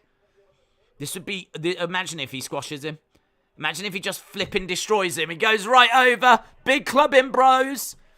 Drives Ezekiel into the corner. He's stomping away. Ezekiel gets out the ring. Come on, Owens. Come on, Owens. Come on, Owens. Smash him. If Owens is about to get a monster push, we've got to make him look like a monster. This is next level brutality, says Corey Graves. Owens has got Ezekiel on the outside. He's going to look to powerbomb him. Picks up Ezekiel, slams him onto the edge of the ring. Come on, Owens. Come on, Owens. Make him humble. Make him humble. Referee checking on Ezekiel. That might be it. We're calling a doctor down, so that's got to be it, surely. Doctor stoppage. Doctor stoppage? Is the ref not going to bother counting? Come on, ref. We've got other refs coming down. Ezekiel lying on the outsides. Adam Pearce having to come down. Owens standing in the ring. Stretcher coming out.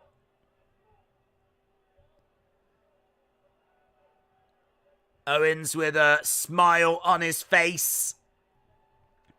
Standing over the fallen, lifeless body of Ezekiel. Okay, maybe not quite the way I was hoping it was going to go. I wanted a bit more destruction. It feels like the destruction was quite short. But at least we kind of got there. He looks hurt. Haven't seen KO this brutal in a long time, says Jim. Well, we've gone to commercial break. Elias could come down and save him, says Blaze. Yeah, that would be good. That would properly mess with Kevin Owens' head. So, Owens destroys Ezekiel. Do you know what? It was so short, I didn't even get a chance to put it up on screen. Jeez Louise. Triple H and Ciampa sound the same. Fight Owens, fight. Oh, I want the. Do you remember the old school Kevin Owens shirt where it said KO and it looked like they made it look like it was gaffer tape? That's what I want to get back to. Stop all of these really nice design shirts. Kevin Owens is meant to be rough and ready as a prize fighter. Do you remember the prize fighter? Let's get back to that. Not a guy that's got really nicely designed shirts.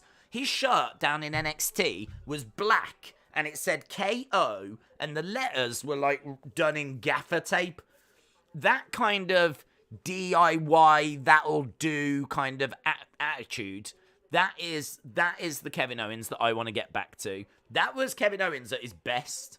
That was him at his absolute best. Now he's coming down with these really nice looking shirts and polished graphics and yeah, I want to get back to that aggression. I want to get back to that rawness. I want to get back to that. And maybe that's what we're getting a glimpse of there. Maybe that's what we're getting a glimpse of. Exciting. Eric says, how come that's not a KO win if Ezekiel can't finish? I don't know if it is a KO win or not. Or, I didn't hear, but did the bell ring? Maybe he attacked him before the bell. Listen, if the bell sounded, that's a Kevin Owens win. That's Kevin Owens win by ref stoppage. That's Kevin Owens win. If the bell didn't sound, then, that's Kevin Owens jumping the gun. And so it's obviously not a match that started, so it's not a match that will be recorded.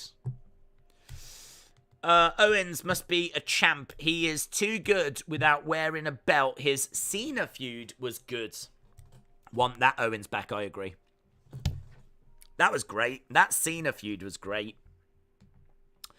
Ciampa said, this is my moment, which is what he said when he first turned on Johnny. Bum, bum, bum. Days, what's your favourite figure that you ever had? Do you know what? I reckon my favourite figure is about to come out. My favourite there's a couple. I mean, I'm so excited there's a Hogan that's coming out with a Hogan. I think it's the Hogan 85 belt. So they've done him with the Hogan 86. I think it's the big green belt coming out as well. I feel like the big green belt might be on the way. There's some real old belts that are coming. But the Andre. Oh, I'm so excited. There's an Andre figure coming that is based on when he challenged Hulk Hogan for a match at WrestleMania 3. And he's in a suit. And I just think on a shelf it's going to look amazing, that figure. And it comes with the Andre 87 belt. And I've said before, that is the belt that Andre would have carried if he'd have won that match. So if he'd have won at WrestleMania 3, They made a special belt for Andre the Giant, and it was known as the Andre 87.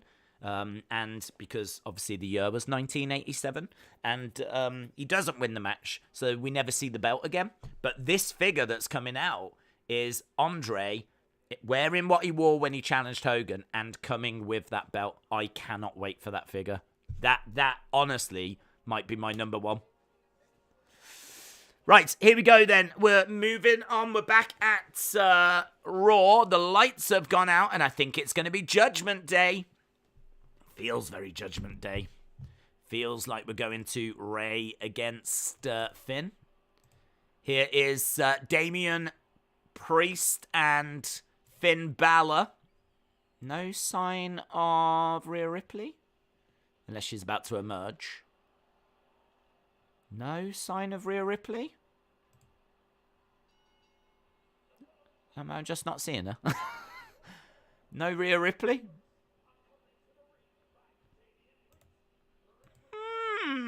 Have they said where she is? Have I missed it? Finn Balor versus Rey Mysterio. Okay, Finn Balor against Rey Mysterio. We got the cool CGI.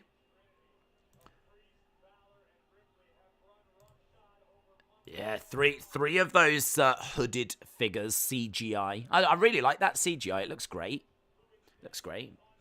She's hiding. She's going to attack Rey. Thoughts on Toxic Attraction attacking Lyons and Stark and replacing them? There is a story for it. I don't know. I don't know that they will do that. They could do that. I don't know that they will do that. I think, to be honest, that NXT team are probably there just to make up the numbers. So I suppose they could attack them and cost them the match. But I don't think they'll replace them.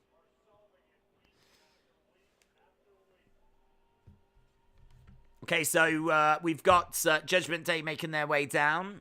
They're about to say a few words.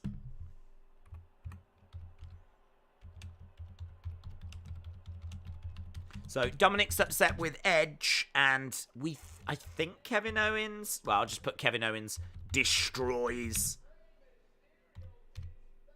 Ezekiel.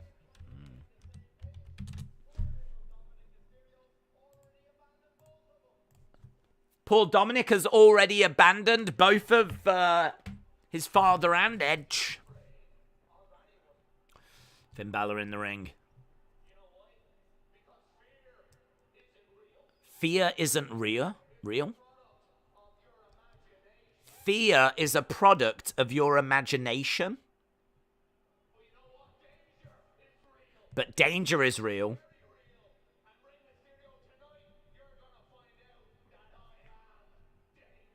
You'll find out that I am danger.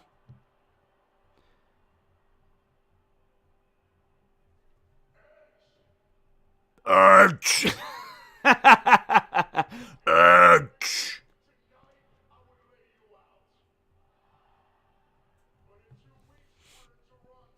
In 2 weeks, we're in Toronto. Oh, that's nice.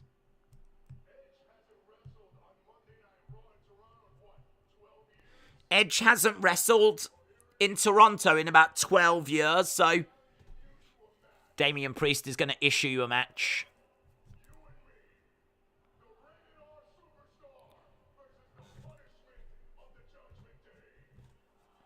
So, Priest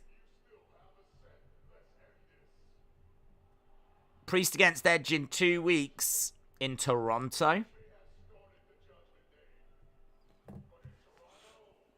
Wow, if they need to sell any tickets, that'll help, won't it? That'll help. Did you see the report that Tony Khan has become impossible to work with over the last few weeks and months and is unprofessional?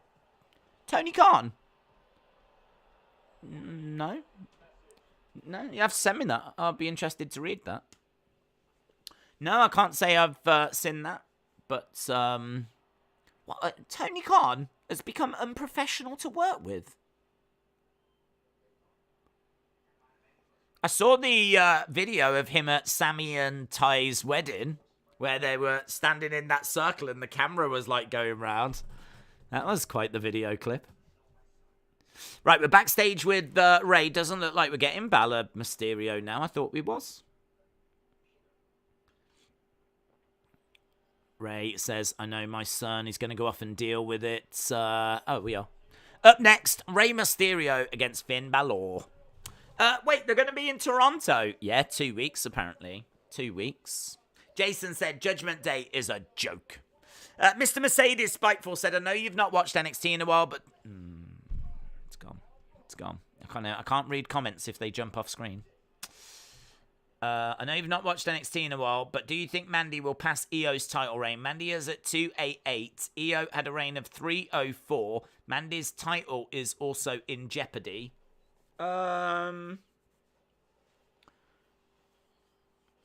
She's got to face Zoe Stark, hasn't she?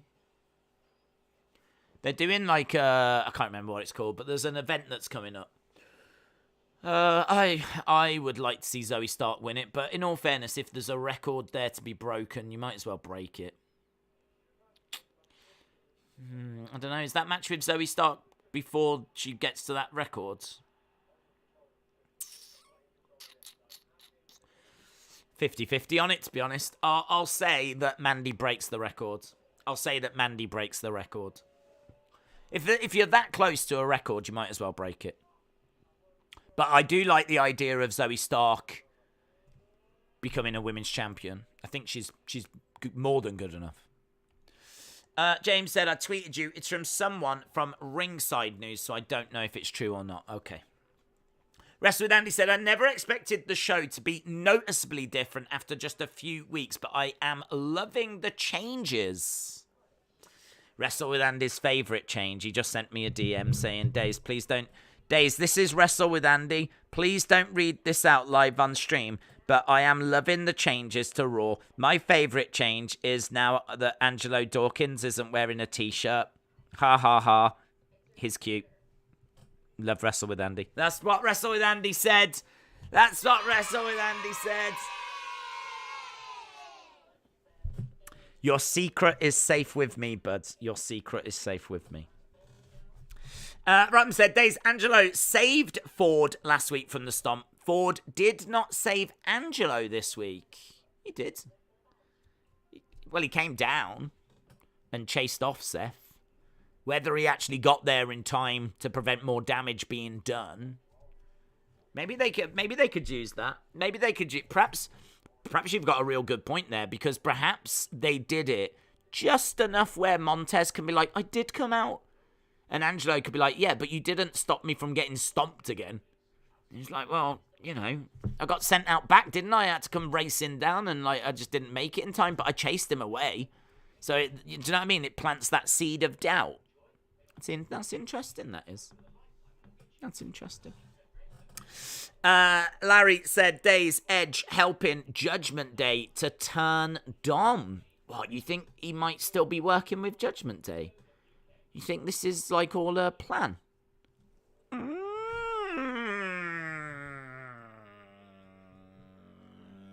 It did. If you think about it, Finn taking over Judgment Day was quick. But there was rumours that Edge left because Judgment Day was going supernatural.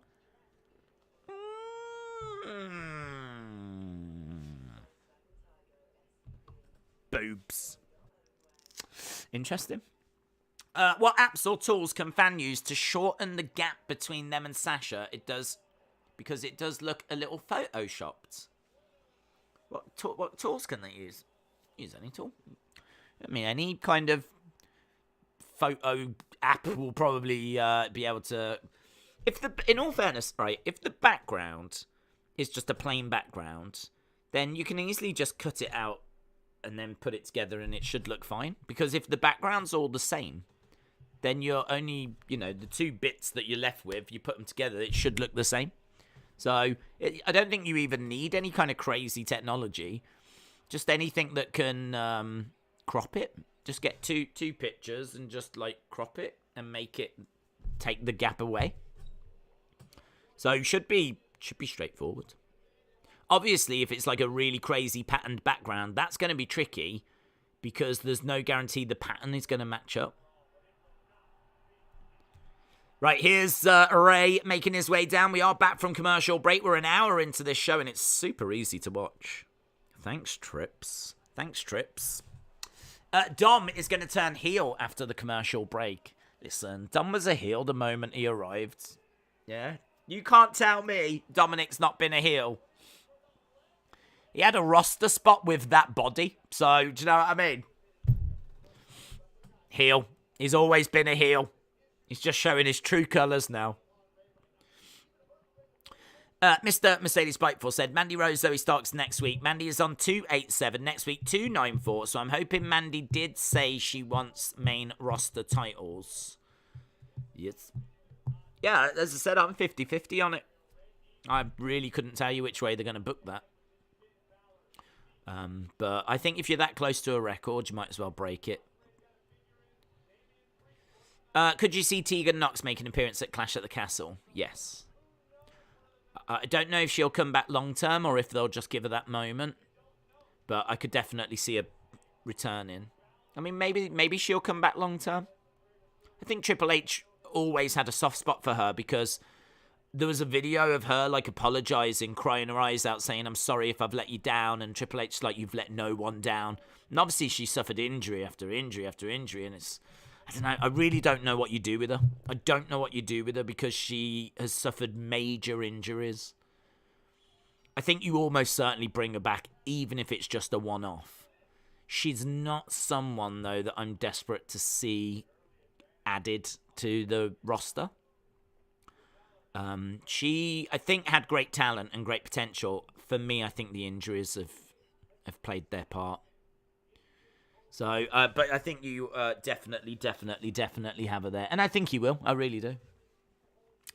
Right, we're underway with Finn and Ray. No Dominic. So, Finn versus Ray.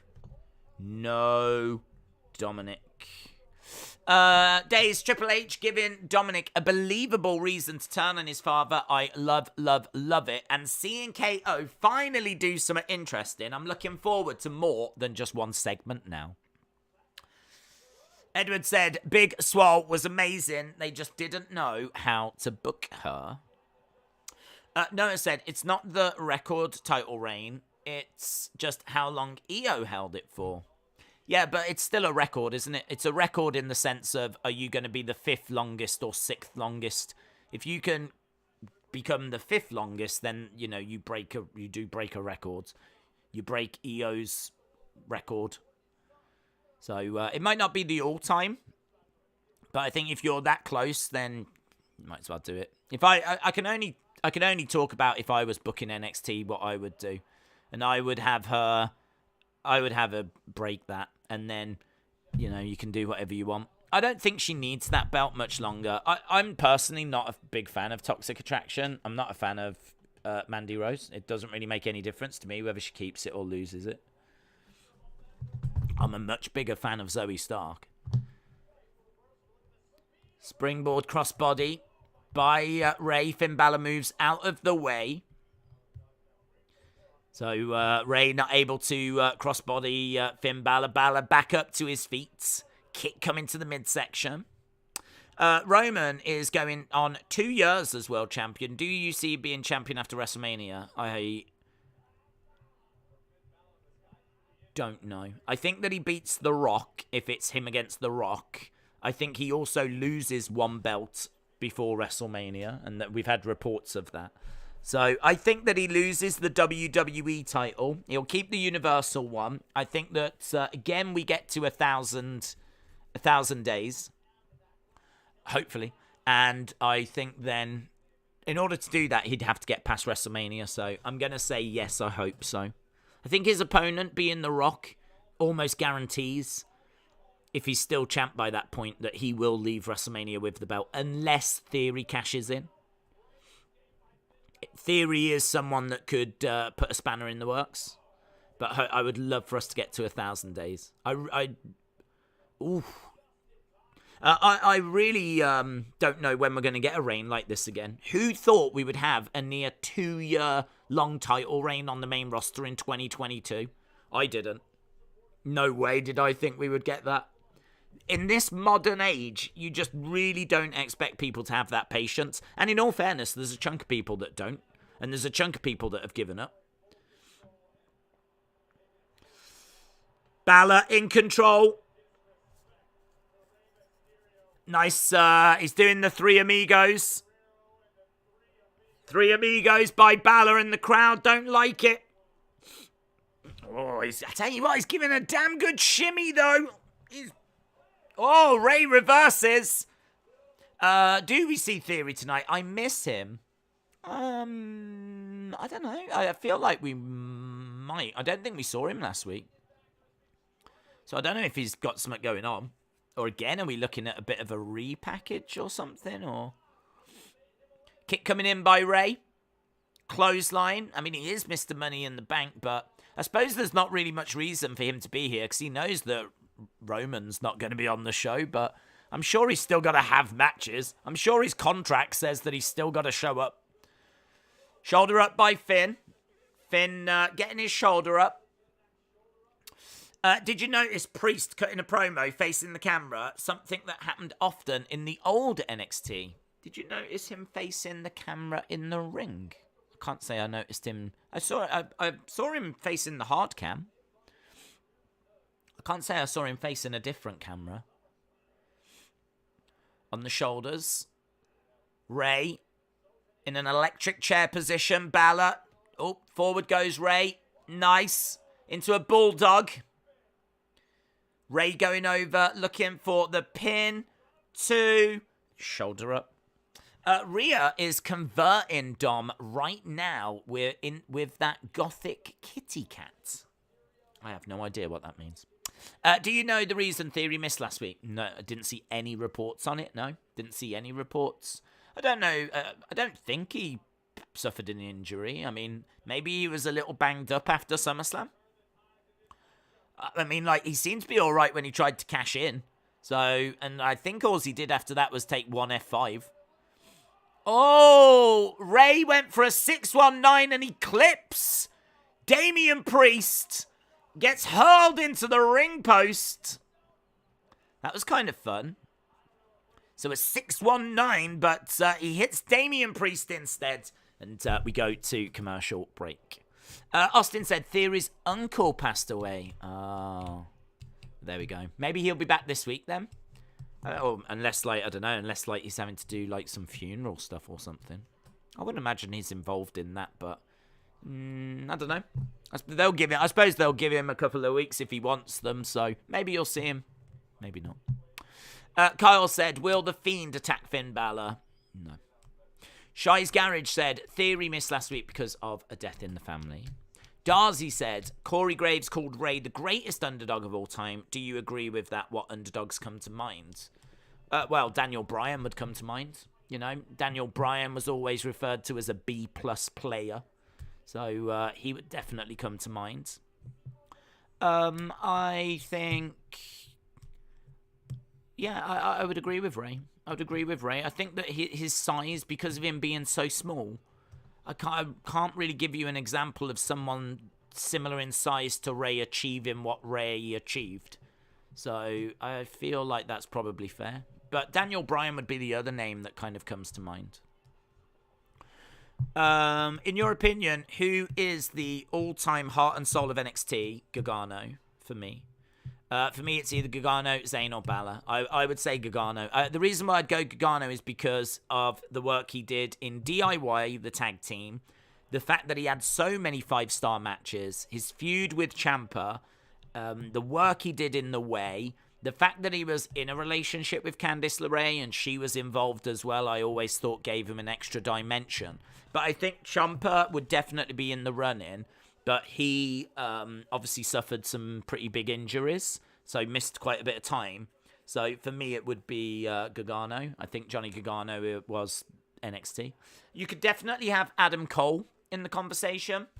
I think, but for me, I think when the Undisputed era break up, I don't think that story was very strong. His feud with Kyle didn't do it for me. It might have done it for a lot of people. I'm sure there's a lot of people that enjoyed it. But for me, once the Undisputed era split, it didn't work. I wasn't feeling it. So I really like, though, the work that he did with Undisputed Era. Undisputed Era, right up there. Easily the best faction in NXT history. One of the best factions in WWE history. But I would say Gargano. I would go Gargano over Adam Cole. Sami Zayn was great, and he's an example of an underdog that managed to make it to the top in NXT. He's never done it on the main roster, unfortunately. But yeah, he maybe was the face before Gargano and Adam Cole came along. But yeah, I'd stick with Gargano. If DIY was a tag team now, it would be the FTR of WWE, says Shaquem. Michael said, did you see the rumours that T-Bar has been considered for a character change? Thoughts? I think it makes sense. He was in NXT when Triple H ran it, and almost everyone in Vince's circle has been fired. So I've not seen the reports of that, but I'm not surprised by that. I mean, you can't just keep him as he is. I mean, T-Bar doesn't mean anything, does it? I mean, he's basically just a leftover. He's the final one from Retribution. So Reckoning has gone. Mace has become Marseille. Mustafa Ali now obviously is not doing what he was doing when he was in Retribution. So T-Bar's the last one standing. And, well, when I say standing, I mean sitting in catering. So need to do something with him. And he's such a great talent that, yeah, I can totally see Triple H sorting that. Right, we are back. We are about 20 minutes away from the halftime scores. So halftime scores will be coming up. We'll see what you lot are thinking about the halftime scores this week. I think it's been a good show. And Rey Mysterio up on the shoulder of Finn Balor. Down he goes. Arm drag. Balor outside the ring. Rey Mysterio against the ropes. Sliding baseball slide, and into that barricade goes Balor. That barricade really moved. That barricade had definitely took the impact. Now we've got Damian Priest getting not involved, but making his presence felt. T-Bar as mid-card champ. Would you like that? I would want to see it first. I mean, I really like Dominik Dijakovic. I've got a lot of time for him. But I would like to see first. Oh! Finn accidentally knocks the ref. The ref doesn't see what happens, but Damian Priest getting involved. Here's Edge. Edge racing his way down. He grabs a hold of Damian Priest. Why didn't Edge just come out with Rey anyway? And straight into the crowd go those two. They're brawling in the crowd at the moment. Edge and Damian Priest going at it. Finn Balor in the ring, shocked. So Rey is down. They're still fighting in the crowd. Balor going over, grabbing the leg of Rey.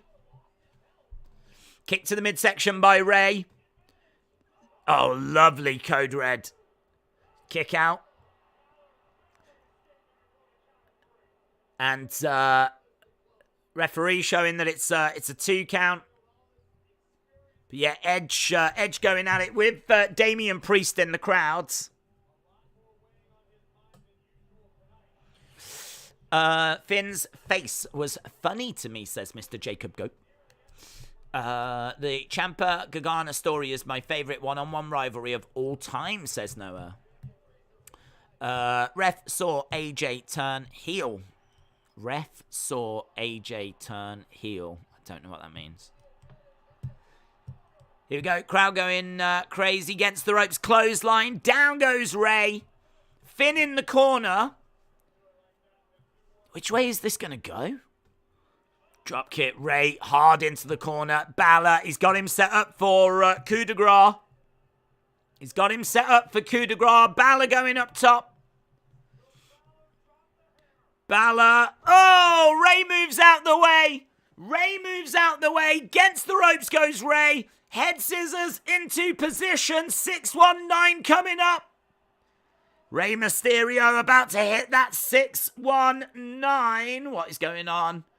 Rhea Ripley walks out with a lifeless... Look at him, man. Bleeding. Dominic, you can't even deal with Rhea Ripley. I mean, she is a monster, but it doesn't make Dominic look the best, does it? Planted. Down goes Rey.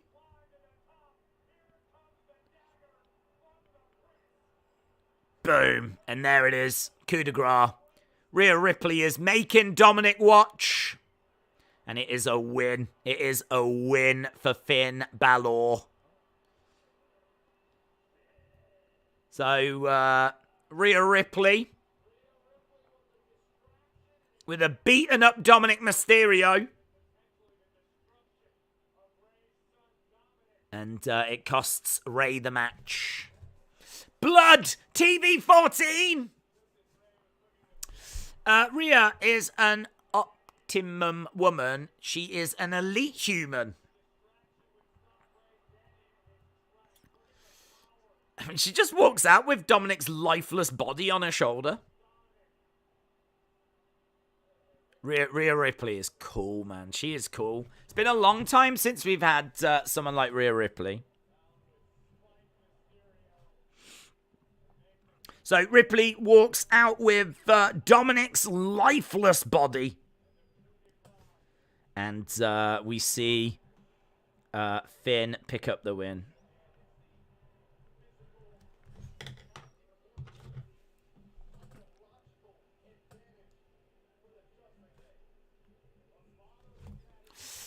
Styles clash out of nowhere. I would like to see Rhea Ripley versus Dominic in the ring. T-Bar is going to get repackaged as Dijakovic. That'd be good. Don't mind if we do that, or even something else. I really don't mind. So we have Rhea beats up Dom, and Finn beats Ray. Women's tag team tournaments. I mean, you just don't see tournaments. We always heard how Vince hated tournaments. But we've got the bracket on screen. We've already spoke about it as to which way I think it's going to go. Feel free to let us know in the chat which way you think it's going to go. Who do you think is going to win this Women's Tag Team Championship tournament? Which way can you see this going? I'm feeling pretty good about Dakota and Io. Right, we're backstage with that half ring thing. So we've still got that interview area. We've got Tamina and Dana. Dana, 24/7 champ. So that belt is still around as well.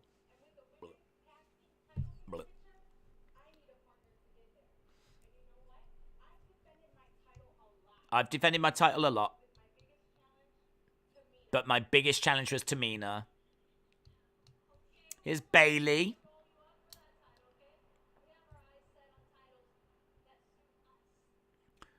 We're not coming after that title. We've got titles that suit us.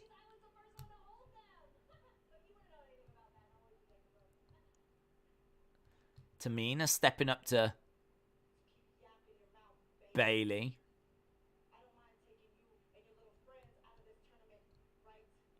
Tamina said, I don't mind taking you and your friends out of this tournament right now.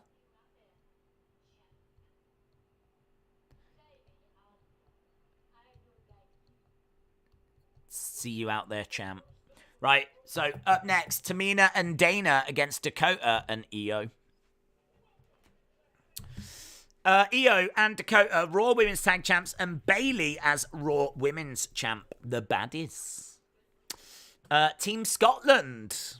Yeah, they are both Scottish, aren't they? With Doudrop and Nikki ASH. Bayley made fun of the roll-up with the 24/7 title, said Justin. That 24/7 belt is stupid. It is stupid. Smelt the 24/7 belt. Yeah, smelt it. Smell it. Smell it. That'd be a wild chant, wouldn't it? Right, Tamina and Dana taking on Io and Dakota Sky. Lol. 24/7 belt should be converted into the hardcore title. Why has she got a key as an earring, says List of Jericho. Who's got a key as an earring? I can't say I've noticed that. Perhaps it's just, Key Monday. Who knows? Half-time score. Everybody, it's half-time score. 10 minutes early, Edward. 10 minutes early. You've jumped the gun there. Blaze said, I want the Okerlund position. That's what she said. British Soundboard Prank said, Bayley should steal the 24/7 title mid-match and throw it in the bin. Medusa should come down and throw it in the bin. Anyone should throw it in the bin. Do you remember when Mick Foley unveiled it, and he unveiled it as this really prestigious title? And oh God, it's so cringe to look back on now, but he was talking about the history of the hardcore championship and all this. He was under the impression it was going to be this big, really cool, credible belt. And it just wasn't. Mitchell, dude, you don't need to keep super chatting, but don't listen. I know that you've just graduated and you're going to get a killer job and you're going to be swimming in money like Scrooge McDuck, but you don't need to keep super chatting, buddy. I really appreciate it, but let's see what Mitchell's got to say. Mitchell says, why does Dana look worse every week? I really hate the WWE saying young girls can be themselves, but every woman wrestler getting work done weekly, it's not right. I'm sorry. It's not right. Controversial. Controversial for Mitchell. I mean, look, I don't know, maybe I'm going to say something controversial now. I never really care about how the women look. It's not something that ever really bothers me, but I do think that Dana looked great. She looked great. And I don't think she needed to do, any work. I don't know. I mean, there's a lot of pressure that's put on women and girls and Instagram and, the world does judge people by their looks. And I think people can really get it into their heads that they need to do certain work to look young and all this kind of stuff. So I don't know if it's that. Hopefully she's just doing it because she wants to do it. Hopefully she's doing it for that. If she's doing it for herself, fantastic. That I don't see that as being anything negative. If she is doing to herself and her body what she wants to do, great. I mean, who is it to us? What do we care? She's doing what she wants to do. I just hope that she's not doing it because of a pressure that she feels, because that's very real. Very real. Instagram, in particular, does a lot of damage to a lot of young people. And I'm not saying that she's a young person, but it does that damage, this pressure to, I mean, look at me. Look at the amount of work I have to put into how I look. Do you know what I mean? I mean, I wouldn't even want to tell you how long I spend on getting myself ready for these streams. A lot of people think that this just happens naturally, but I feel that pressure as well, guys. I feel that pressure as well. So I think I can really relate to the pressure that young girls, young women are going through. If you take nothing else from this, take that away. I very much feel that pressure. So yeah, I hope it's for her. So Mitchell, shout out to you, buds. Here is Dakota Sky. You should do a makeup tutorial. Yeah, it's all about contouring. What you need to do is you need to contour. Guys, if you're... I say this all the time, and I should get it onto a t-shirt. Yeah? Make sure you contour. That is basically my catchphrase. Contour, yeah? You've got to do it. Otherwise, you're doing makeup wrong. Makeup Days, brand new channel, coming in 2025. Something to put in your diaries. It's very exciting news. Days has put the hat and the beard and the eyebrows. It's, you would never understand. It's true. It's true. None of this is real. At the end of the streams, I take the eyebrows off, take the eyelashes off. Off comes the beard. Off comes the hat. It's true. The amount of work that goes into this takes me all day. All day. I literally wake up at 5 o'clock in the morning, and by 10 o'clock at night, I'm ready. I'm finally ready to do these streams. Here's Dana Brooke with her ugly green belt. Put it in the bin. Paulie said, here comes Kai and Sky. Kai and Sky. Whisperienced. Oh, that's nice. Whisperienced. Interesting. Says, anyone want to come and sit in the cheap seats in Toronto with me? Oh. Whisperienced is looking for a Toronto friend. That's cool. I like this. I'm going to help you out here. If anyone is in the Toronto area that would like to hang out with Whisperienced, get to go into the show. Obviously, make sure you're giving them money for the ticket, yeah? But that could be fun, couldn't it? Imagine if you was on your own and you're like, shall I go, shall I not? I don't really know anyone. Make a friend. I mean, there's no guarantee you're going to get on, but you could, take that chat. Whisperienced, you need to tell us a bit about yourself. You need to tell us about yourself so that we can get it out there. What do you like? Name the things you like. That might help. Please respond. Malachi says, when Dana became Charlotte's manager, that is when her career died. Make a friend. Wow, says Mr. Jet. Listen, there's a lot of services that we provide here. Yeah, and just connecting people and making friends. That's just one of them. And as we said, makeup tutorials on the way. So we are underway with Tameen. I don't know why I didn't put Tamina. I don't know. Perhaps the longer she stays on the roster, she just gradually loses a letter. I don't know. But it's Tameen and Dana taking on Io and... Oh, in comes Tameen. Tameen is coming in. Look at her face. She's very Tameen. Tameen in there with Dakota. Bayley on the outside. Strike there by Tameen. And again, big uppercuts. She wallops Io. Io goes down. Dakota, kick to the midsection. Tameen looking for a suplex. Gets it.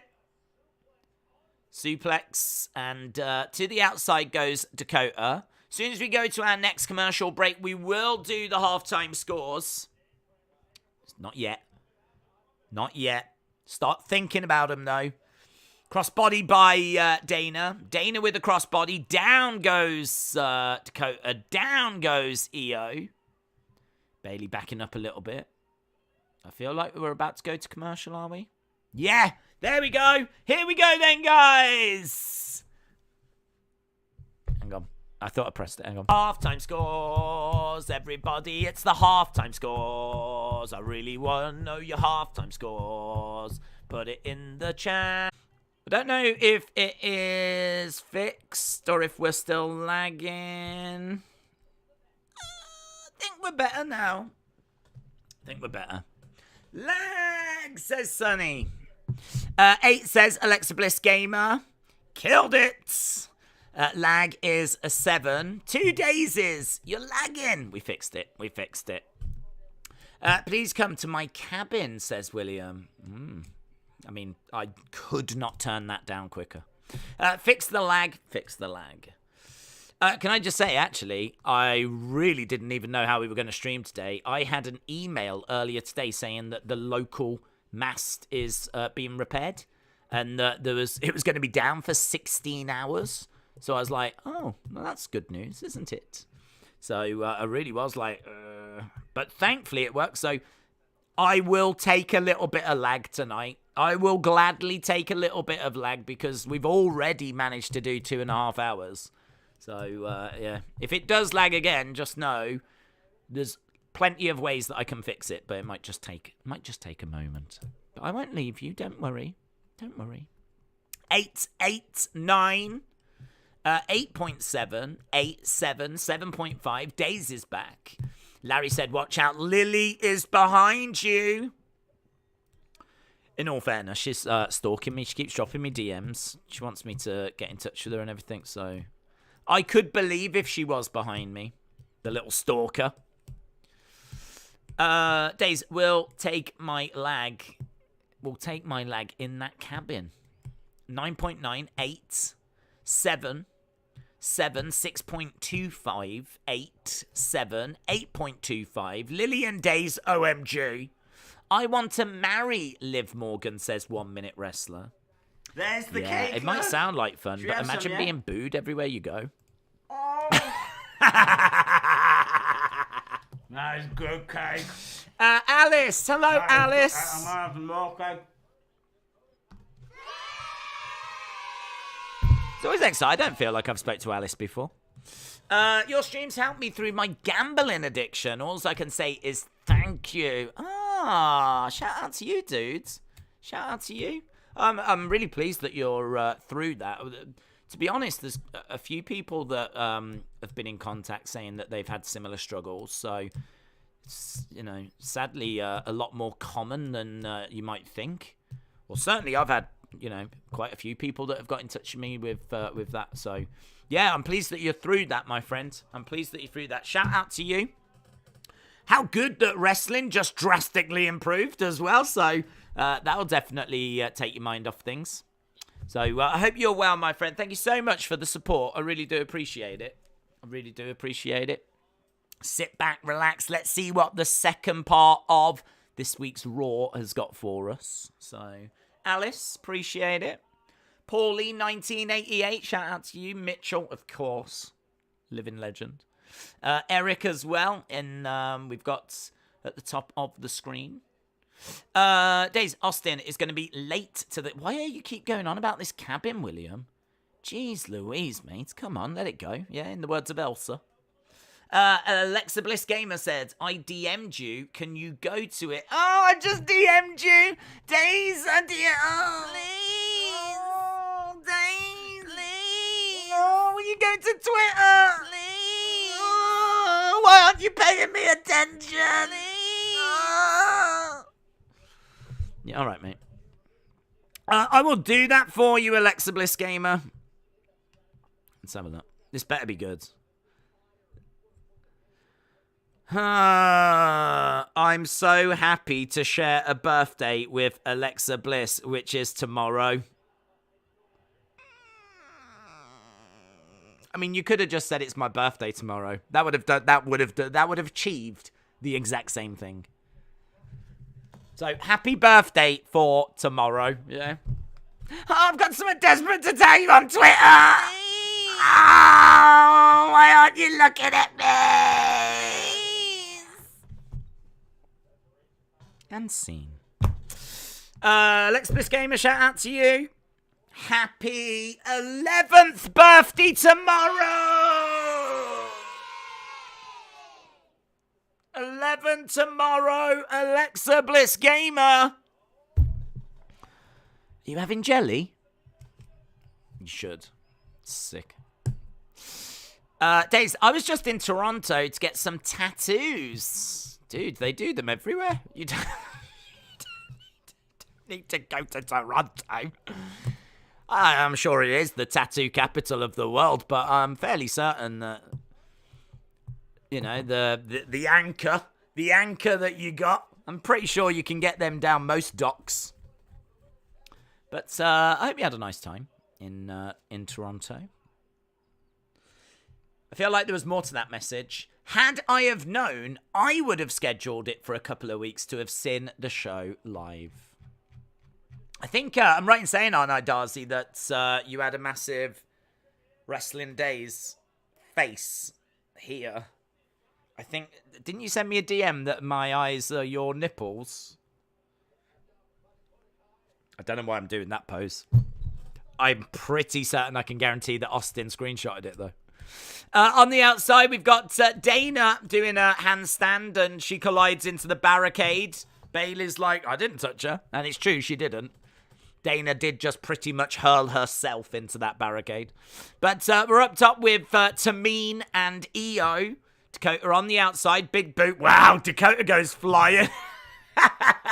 Dakota just went flying to the outside. Big boot by Tamine. Oh, man, do you know what? For someone that's the daughter of Superfly Jimmy Snuka, she looks so uncomfortable on the top rope. Tamina, what is she doing? What is she doing? How can you be that bad off the top?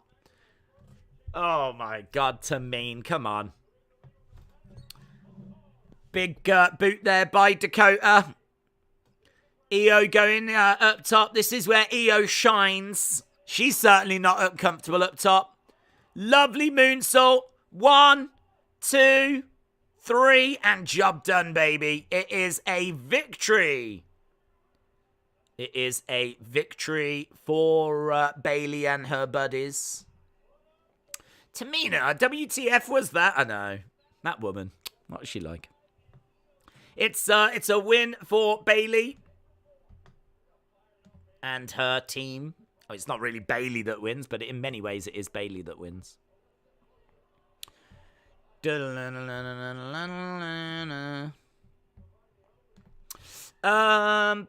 Tamine. Yeah, by Tamine. What fired star do you want to see come back? I would like to see... What fired star would I like to see come back? I would like to see... Well, I don't know. I'd like to see Johnny come back. That's maybe my top. Oh, Billy Kay. Oh, Billy Kay, baby. Billy Kay, baby. I loved Billy Kay. She proper made me laugh. If there's one thing you need to know about me, I love laughing. I flipping love it. Io, Sky, and Dakota Kai beats the other people. Tamina and Dana. Right, commercial break. Damn, did Bayley get bolt-ons? I don't even know what that means. What's bolt-ons? Is that? Are they bolt-ons? I don't know. Let's say yes. Do you want to see Rhea and AJ attacking Dominic after dragging him? Do I want to see Rhea and AJ attacking Dominic after dragging him? What's AJ got to do with anything? I mean, are we saying that it might be revealed that AJ helped? I mean, that would be fun. AJ joining Judgment Day. That would be fun. Days, less of the hate on Dominic before I start hating on you. Rockstar Anch says, do you think The Fiend will return? I think there's a good chance of it. I certainly think Twitter is doing everything it can. I mean, he's trending on there pretty much every day. If ever he blinks, he trends. If he takes a breath, he trends. So, Twitter definitely making their feelings very well known as to, wanting him to return.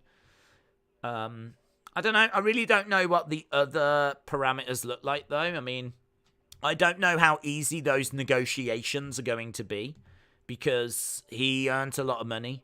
And I would imagine getting that signed off will be a little bit tricky because you're talking millions and millions. So... But he is someone that quite clearly made that connection with the fans. He will definitely be popular. He will bring value.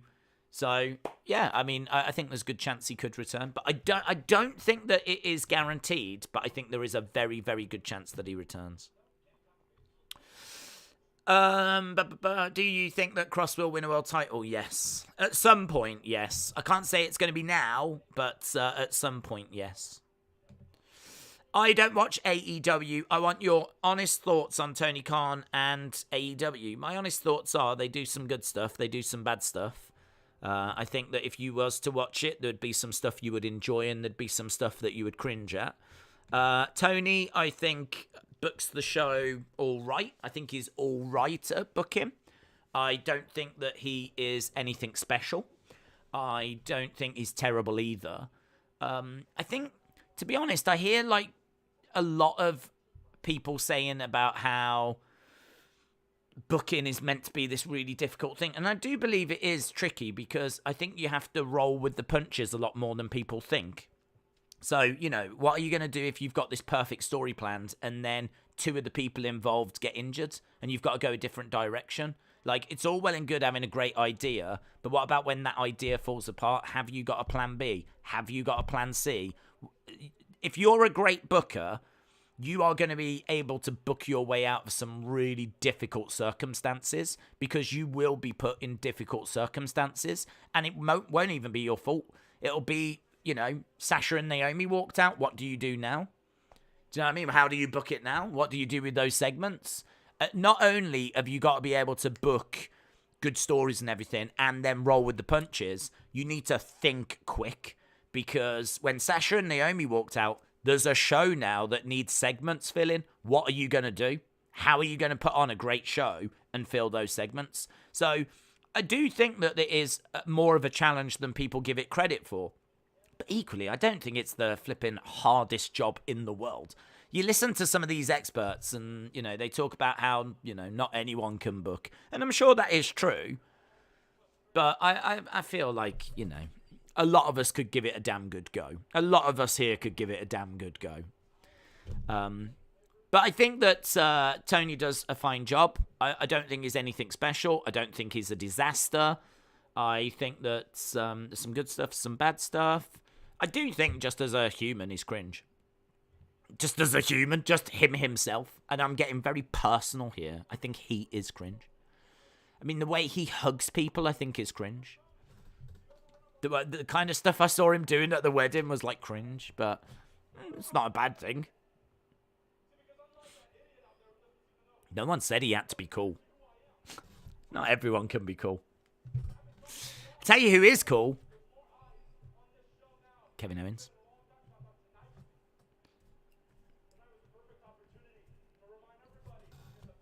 Owens says there's more eyes on this show than ever before.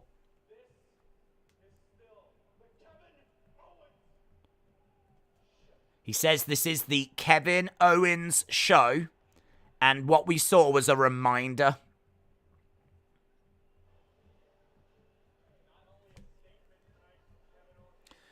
Owens wearing a Dusty Road shirt. I wish William hugged me like Tony hugs those wrestlers. Why does he do that? Why does he do that? I don't know why he does that. When I say he's cringe, I'm very much basing it on him hugging wrestlers. Days, I love how they've managed to make Bobby and the US title feel recently. It's like they're respecting the belt and it makes it more prestigious. Yeah, I agree. It does feel like they're respecting the belt. What is the deal with the car crash in the background? It's a really good point. What is the deal with the car crash in the background? Is that something that genuinely happened? Or what is that? So you could see Nikki ASH, and I don't know if Doudrop was standing there as well, but a car appears to have gone into like a bit of concrete. And they were just kind of like hands on the hips looking at it. I mean, they've clearly chosen that as the background. But there's been no reference to it unless there's a reference that's about to come up. I don't know.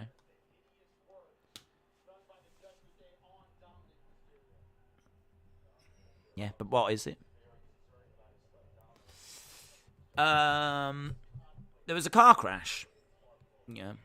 In the background, it gone into like I think there was a bit of smoke coming from the bonnet, and there was like some wrestlers like standing around, but there was no reference to it. It was really weird, unless it sets up a story that's about to come. Right, we've got the legacy of the United States Championship again. Obviously, this match, Ciampa against Bobby. We got it from last week. 2 triple threats, and then they went head-to-head. Ciampa getting the job done. Wrestle with Andy Rocks. Great channel. Bearded Bronco said they are going to use the car crash as a way to pull Nikki and Doudrop and replace them with Sasha and Naomi. Well, if that is what happens, I did not call it. I did not call it. I am not expecting Sasha and Naomi until after this tournament ends. But it's interesting. They mentioned that Dana has a degree in fashion. I wonder if that's foreshadowing a Dana heel turn and she joins the model faction. I don't mind her in that, but I don't know if she's going to work with Maxine Dupree. Bayley just tweeted 20 minutes ago, tagging Tegan Knox of her getting betrayed by Dakota. Clash at the Castle is in her hometown. With the news of Triple H bringing her back, is she next? I think there's a good chance that she's at Clash at the Castle. We touched on it not long ago. I would bring her back for that show. I don't know that I bring her back long term.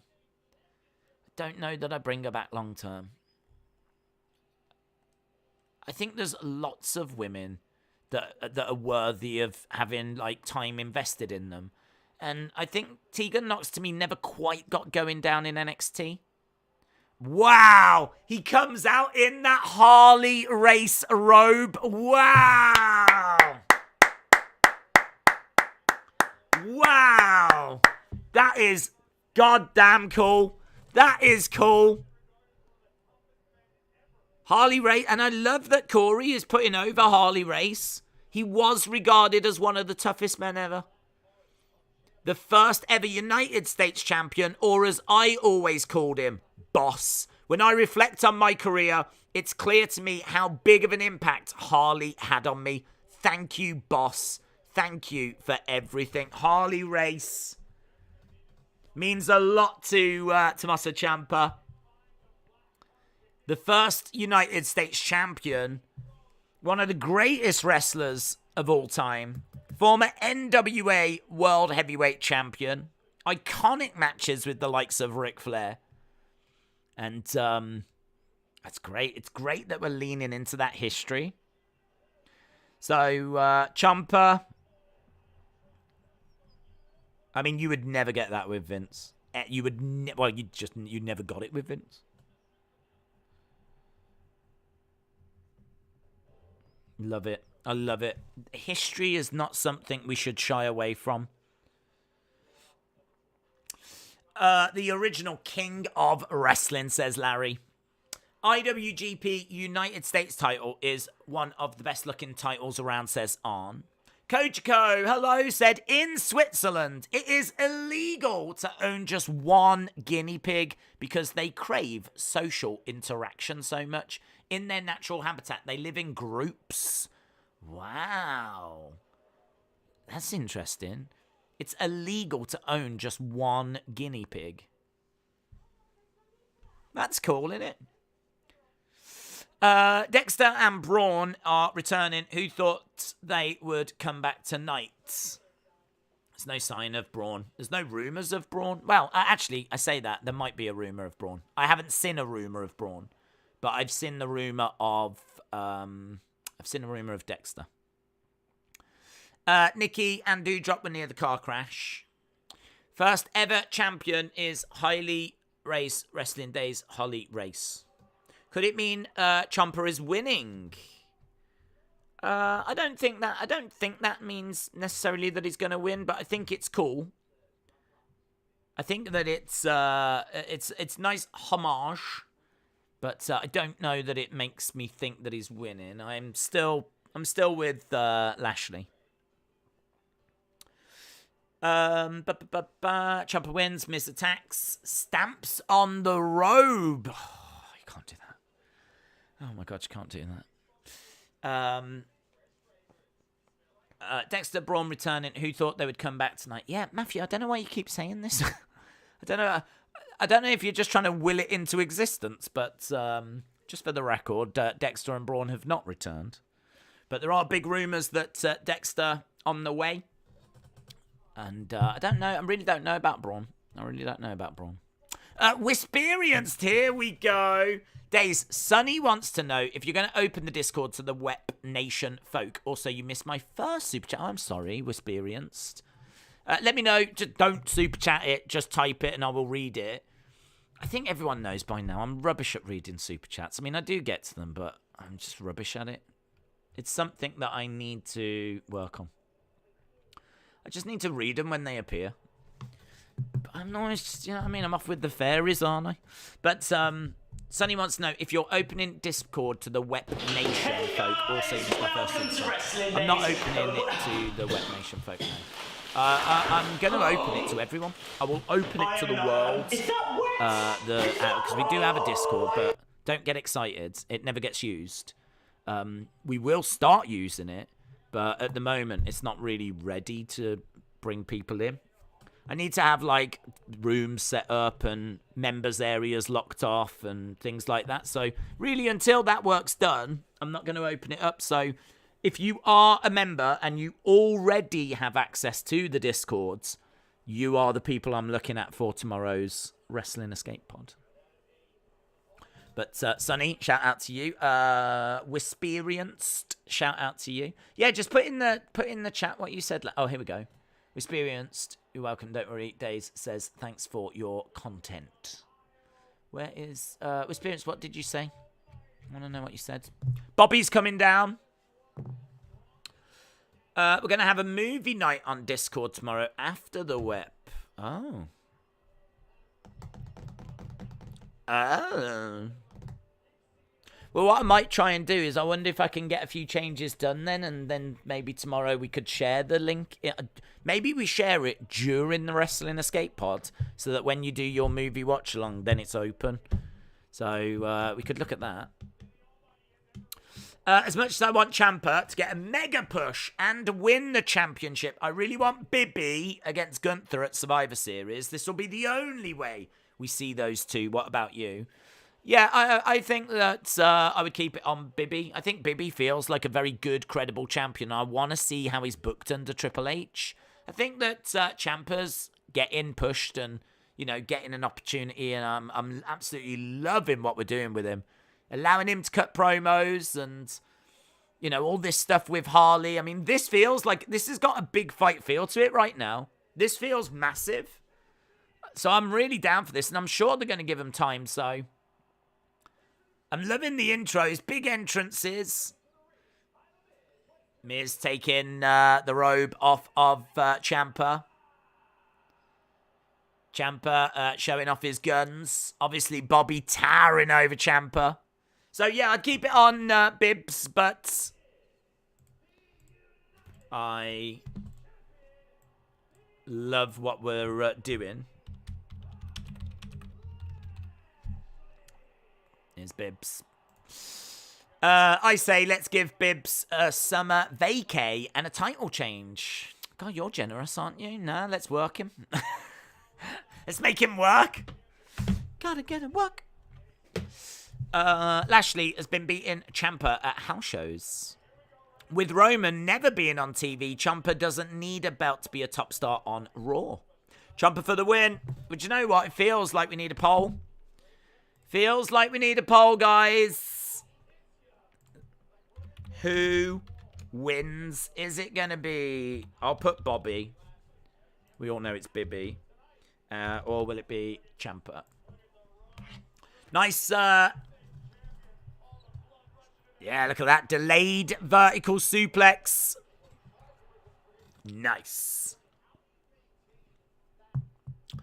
As I said, Bobby will win. Ciampa heel turn, being cornered by Judgment Day, said Richard. Bibby. Booby.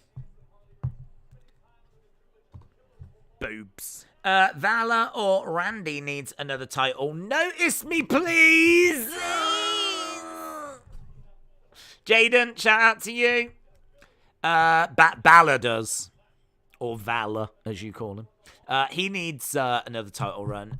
Randy, I think he could be the one to break the all-time record, actually. I think he's still going to be around in about 5 years' time, unless injuries rule him out.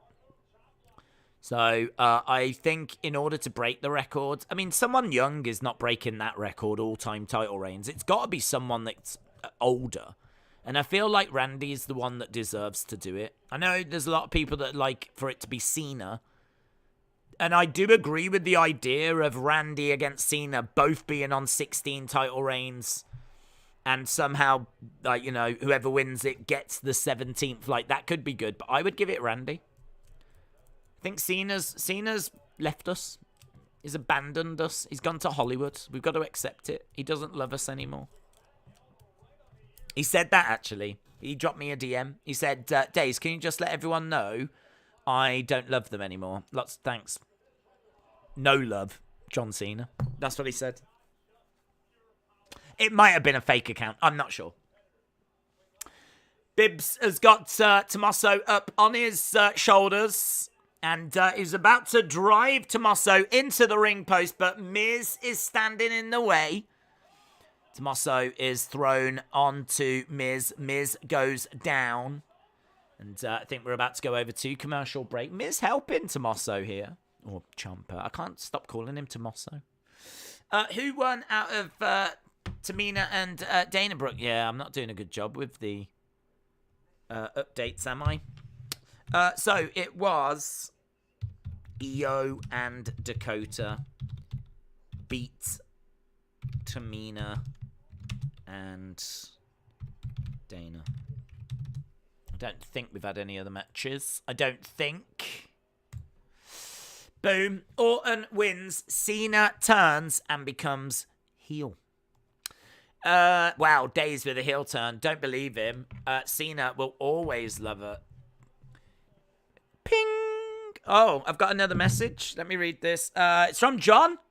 John Cena says, I forgot to mention, I hate Trini the most. Trini sucks. And I don't like her. Or anything about her. I've been on your streams and she has a rubbish personality. Her comments suck. No love, John Cena. That's harsh. Do you know what? Sometimes I read messages and I think to myself, I wish I hadn't read that. I shouldn't have read that out loud. I want to apologize, Trini, to you for reading that out because as a big John Cena fan, I would imagine that is going to sting. That is going to sting. So, sorry that that has happened to you, but that is definitely what he just sent me. Days, apparently AJ versus Miz is main eventing tonight. It doesn't make any sense for them to main event to me unless there's a return. Trini says, I am laughing so hard. Not the reaction I was expecting, but Trini, shout out to you. That doesn't sound like John Cena, says John. I thought that, but you have to remember that what we see on TV are characters. I think the real John Cena is just a real vicious, horrible person. And maybe that's him showing his true colours. I don't know. I don't know. And again, it might be a fake account. I don't know. But he definitely sent me that. So as long as we're all on the same page with that. I will defend Trini till my dying breath, says Sonny. Yeah, I think we all will. We are all here for Trini, a much-loved member of this community. And that was out of order from John Cena. Will the real John Cena please stand up? I would rather Randy win. Cena would have to drop it even though I love him. You still love him after everything is said. Unbelievable. Philip said, are you enjoying the show? I am, yeah. It's so easy. I mean, nearly 2 hours into Raw. I feel like I've been watching it for about 20 minutes. Super easy to watch. Some really interesting stuff. You know, you're constantly watching, going like, oh, what are they doing with Kevin Owens? And oh, look at Tommaso coming out in that Harley race robe. And like, there's you just never know what you're going to see now. I really enjoy it. So, yeah, a big improvement. The British royal family isn't allowed to play Monopoly because it gets too competitive. The Queen also only has one nail polish colour. The royal family isn't allowed to play Monopoly because it gets too competitive. I don't know if that's a joke or a fact. I've never heard that. I would imagine if they play Monopoly, doesn't the Queen just own the whole board when they start anyway? Is it not a fact that when you play Monopoly with the Queen, she owns everything, and so wherever you land, you're just, basically, it's you giving her money? I would imagine that's what Monopoly... That's royal family Monopoly. Oh dear, it looks like you owe me rent. Yes, I owe you rent. That's because you own everything, don't you? I want Ciampa to win, but I've got a feeling Bibbs will win this, says Erase Your Mind. Justin said, I'm ready to go to SmackDown this week. Justin, please respond. Will you be cheering or booing Liv Morgan? If you are at SmackDown this week, are you cheering or are you booing? Thank you. Matthew Respect said, Triple H doesn't know how to build a badass powerhouse like Vince. John Roman Batista, Brock Goldberg, Undertaker, blah, blah, blah. I don't know, dude. He did a pretty good job with Karrion Kross. He treated Karrion a lot better than Vince. But we'll have to wait and see. The proof is in the pudding. Obviously, Triple H's only been in charge a few weeks. I think what he's doing with Bobby at the moment is good. Tonight, Dolph Ziggler takes on Chad Gable. Dream match. Do you think Triple H should tread carefully? I can't imagine casuals want to sit through 10-minute matches. Yeah, I do think he needs to tread carefully. I think he needs to make sure there's comedy in the show. I don't know how much comedy and humour there is. I don't want to see us lose all, granted, a lot of the segments were bad, but, you know, it's all well and good getting rid of 24/7 and all that kind of stuff. I mean, it really is good, but there's still got to be humour in the show. I do think that wrestling shows should have, a nice variety. I did a video on it earlier. No, a big thank you to everyone that watched that, because the feedback was great. People saying, that they enjoyed the points, but we were talking about 10 things that should change, and I was saying there needs to be a regular chat show. Sometimes you get Miz TV, sometimes you don't. Sometimes you get KO show, sometimes you don't. I think that every week there should be a chat show. And you know, not only do you have wrestlers come on and you further feuds, but bring out legends. Bring out Sid. What's Sid up to these days?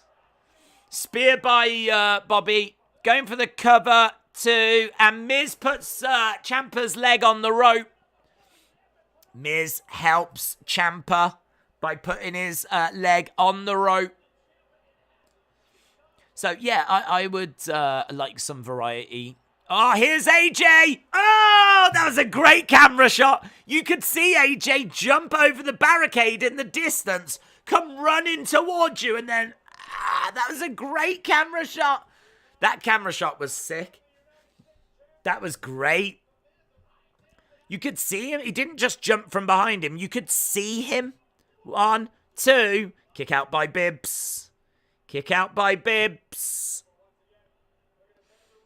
I love that. I love that camera shot. It was so good. The cameraman did well to frame that.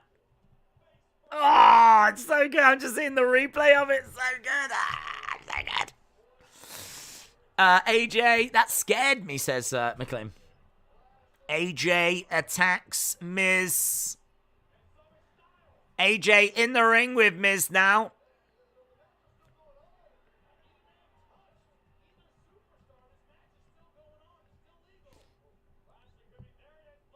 He's looking for the hurt lock. Couldn't get it on. Couldn't get it on. Oh, into the corner. Oh, the turnbuckle came off. Tommaso Ciampa. Ciampa's got Bibbs down. 1, 2. Oh, Bibbs kicks out. Bibbs kicks out. Bibbs survives. Wow, Tommaso had loosened that in the corner. Bibbs ends up going into it. Oh, wow, the exposed turnbuckle. He gets chucked into it. Big knee as well. He's looking for a pedigree. He's on the shoulders of Bibbs. Bibbs. Oh, trying for the hurt lock, not getting it. Ah, Ciampa's got it applied. Ciampa looks great in this match. He looks great. Look at that submission hold applied. Bobby is in a lot of pain here, but he is quite close to the ropes. He reverses it. He's onto his feet. He picks up Ciampa. Up on his shoulder. Ciampa still manages to get out of it, though. To the outside goes Bobby. This should have main evented this show.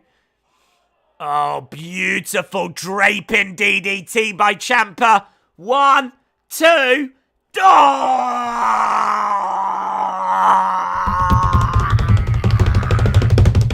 Ah, so good. So good. So good. Really fun stuff, this is. Really fun stuff. Bobby looking for the hurt lock. Knee strike coming in. The knee was exposed. Bobby catches it. He's got Ciampa. Oh, plants him down. This is like pay-per-view quality. Hurt lock applied. Hurt lock applied. Nowhere to go. That's got to be it. That's got to be it. Ciampa trying to get to the ropes and he taps. Ciampa taps. Bibb retains. Bibb retains. Oh, man. That was so much fun. I love wrestling. Wrestling is so good. Oh, I remember these feelings. I remember these feelings. I remember when wrestling was this good. Bum, ba, ba, dum. That's good, innit? I'm sad, said Mr. Jacob Goat. Dun, dun, dun, dun. Right. Bobby beats Ciampa. Great match. I tell you what, Harley will be looking down. Harley Race will be looking down and he'll have a big smile on his face at that one. That was a match worthy of the United States Championship. Great effing match, says J Ray. Bobby, a top guy, never thought I'd see the day, said JC5K. Moda, hello. Harley Race is rolling in his grave right now. Oh, only with excitement. That was a great match, great contest. Where is Ali? We saw him in a triple threat last week. Tony said it feels good for the weekly shows being fun to watch again. Jim said such a great match. That could have gone either way. Great match. So good. What a match. There is a Moss. How is Triple H going to use him?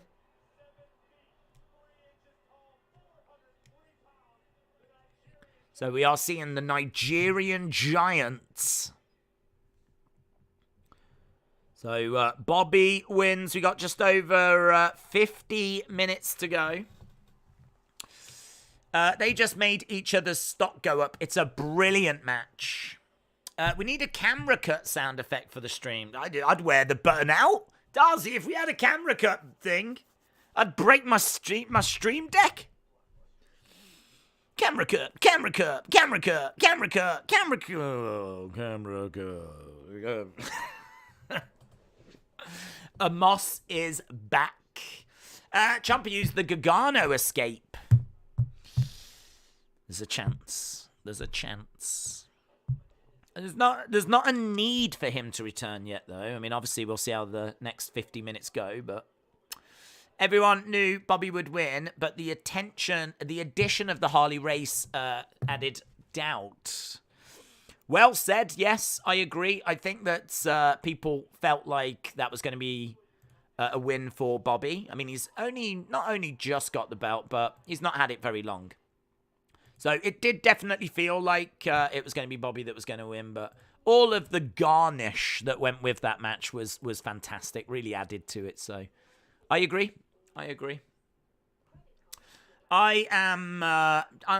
mean, I'm sure I'm the same as you. I'm just absolutely loving what we're getting from Triple H and what he's actually bringing to the show. It's nothing revolutionary, and it's nothing that, like, none of you guys would be doing. It's nothing that's, you know, wow, didn't they? I never thought of that type stuff. But it's just simple stuff. It's just the kind of fixes that they just make sense. They just make sense.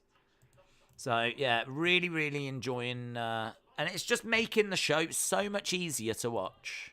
So great. Corey said on commentary, sometimes when you're looking for a submission, you have to do it yourself. Has Ciampa applied the Gargano escape? Is that a hint for DIY? It's a reference to DIY. Let's put it that way. It's a reference to DIY. I don't know that it's a hint to DIY, but it's a reference. I wouldn't get too carried away with it, because I think there's a great chance that Johnny comes back, and I think there's a great chance it happens tonight in Cleveland. So I do think there's a great chance, but that doesn't change my mind. I mean, it's something for people to get excited over, but it doesn't change my mind of, yeah, okay, right. Now they've said that he's here. He's here. So I'm still very much, let's wait and see if it doesn't happen. Even if it doesn't happen tonight, it doesn't mean that it's never going to happen. But I would say that Johnny is, for me personally, the top person I want to see return. For many people, it's Bray. And I'd say I'd have Bray up there. I think that Bray coming back would be the bigger moment. But I think for me, Johnny... I tell you, Johnny had so many 5-star matches in NXT under Triple H on the main roster. I don't think people will really appreciate what he would bring. He would bring incredible action. The matches, it would be like having a young Bryan Danielson again, or a younger Bryan Danielson. And I just think that he is something very, very special. I feel like Triple H knows that. I mean, honestly, Johnny Gargano matches at WrestleMania, SummerSlam, you could be in 5-star territory. You could be in 5-star territory. He has got the ability to tell those stories. Maybe tonight. Maybe tonight. Evan said, what has Triple H got planned for Amos is the real question. You're not wrong. You're not wrong. I can't wait to find out. What has he got planned for Amos? Because I think Amos is a hard one to book. Because he is limited, and we can all see that he's limited. So how do you book someone with those limitations? That is not an easy one to book. You've got to use him in the right feuds against the right opponents. So, yeah, I agree. That is going to be very, very interesting. Right, we are in Ohio. What is that stadium behind? Is that a baseball stadium behind? Yeah, it looks like it. Big baseball stadium behind wherever we are. So we are just back to the action. DIY return, and they become undisputed tag champs. 5 stars. Only Daniel Garcia gets 5 stars. Ask Tommy.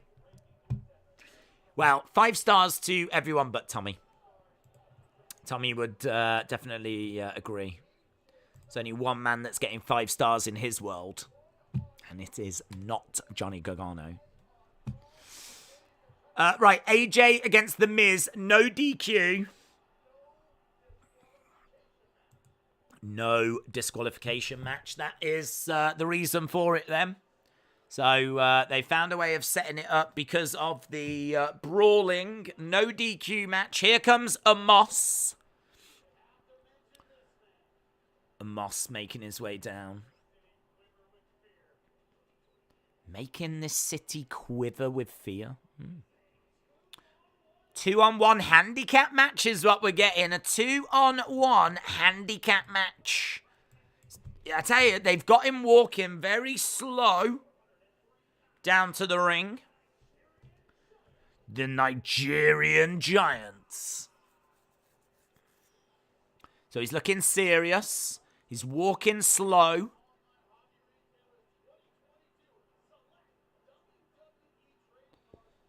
So Amos, who's he facing? Are they jobbers? Are they going to be jobbers? Camera low, looking up at Amos. Is that a slightly new top, maybe? So, Amos climbing up the ring steps. Looks like we've got jobbers! Yay! So, it looks like Josh Alexander might be one, because he's wearing that amateur wrestling head guard. And some Italian dude. So it's Andrea Guerciero. Flip. And yeah, Corey Graves said, "Don't worry about their names. They're going to forget their own names in a second." Do you think Sarah Logan could return? I don't think she'd return here. I think there's a chance she might return. I think that'd be a great feud for Liv. What's super chatting? That's those donations that come through from people and they stand out on screen. I hope I'm up to date with them all. Am I up to date with them? I think I am. Yes. Days, who would you like to see more people? Would you like to see more people added? No. Would I want to see more people added? I don't think so. Unless you're doing it to just keep Amos out the ring for a while. Because you could have Amos on the show on the outside whilst the other people in the faction wrestle. But I think at the moment, this is the spotlight on Amos. You know, we don't need to have anyone else kind of take the focus away from him. I think it's going to be a long road for him, though. Amos back in the corner, charging over. Back elbow collides into these jobbers. Mr. Italy up on the shoulder of Amos. Snake Eyes. Not a great looking Snake Eyes. Big boot. He's unsurprisingly destroying these two. Nothing special about Amos, says Daniel. You're my favourite YouTuber. Smoot H, shout out to you. I appreciate that, dude. Appreciate the kind words. I appreciate everyone joining us. As we've got, how long have we got? 44 minutes to go. Don't forget, we will be doing our post-show review. We always do that 10 minutes after the show ends. And we'll go through a full breakdown. We went a little longer last time. I tried to do it in half an hour, but we ended up doing an hour last time. And actually, people seem to enjoy that a little more. So we might try and do an hour tonight. So we'll spend the first 20 minutes just going through the show, hitting a lot of the key points. And then we'll jump in the chat and do that. So, yeah. Post-show review coming up 10 minutes after this show ends. Amos is victorious. So, Amos beats these jobbers. Can I just say, there was no reference, or still no reference to that car crash.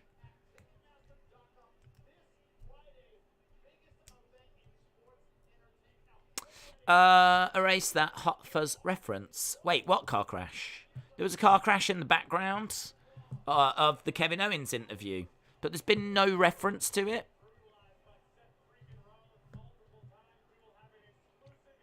Riddle exclusive interview next week. An exclusive interview with Riddle next week. Seth freaking Rollins. Fat Cheeks. Fat Cheeks. Shout out to you.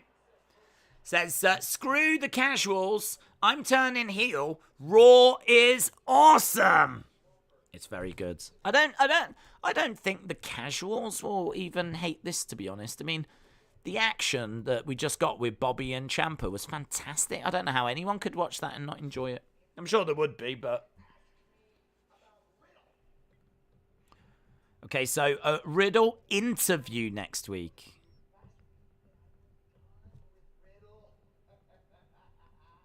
Seth cackling away. Raw is way better, said Mr. Jacob Goat.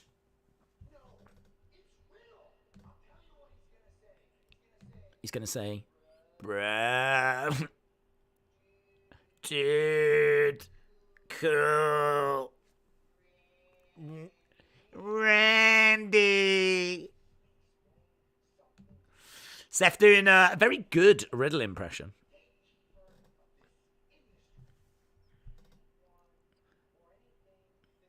Randy.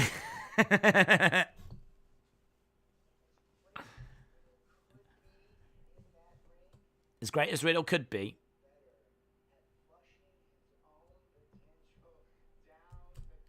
He's even better at flushing his own potential down the toilet. Ask Dana White. Oh!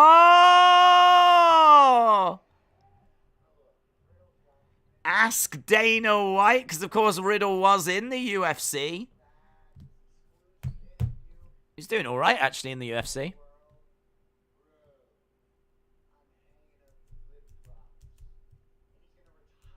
He's going to retire for good.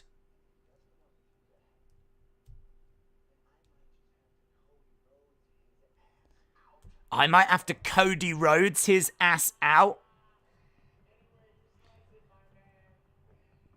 I might have to Cody Rhodes his ass out.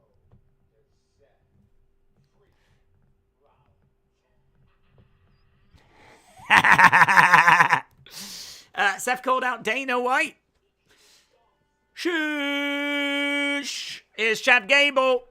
Shush! Where's Otis? Oh, here he is. There's Otis. Chad Gable versus... I can't remember. Who was it? Chad Gable against Dolph Ziggler, wasn't it? Dolph Ziggler. Bum, bum, bum. Do you think the backstage interviews still have to crouch down to appear shorter than some of the wrestlers?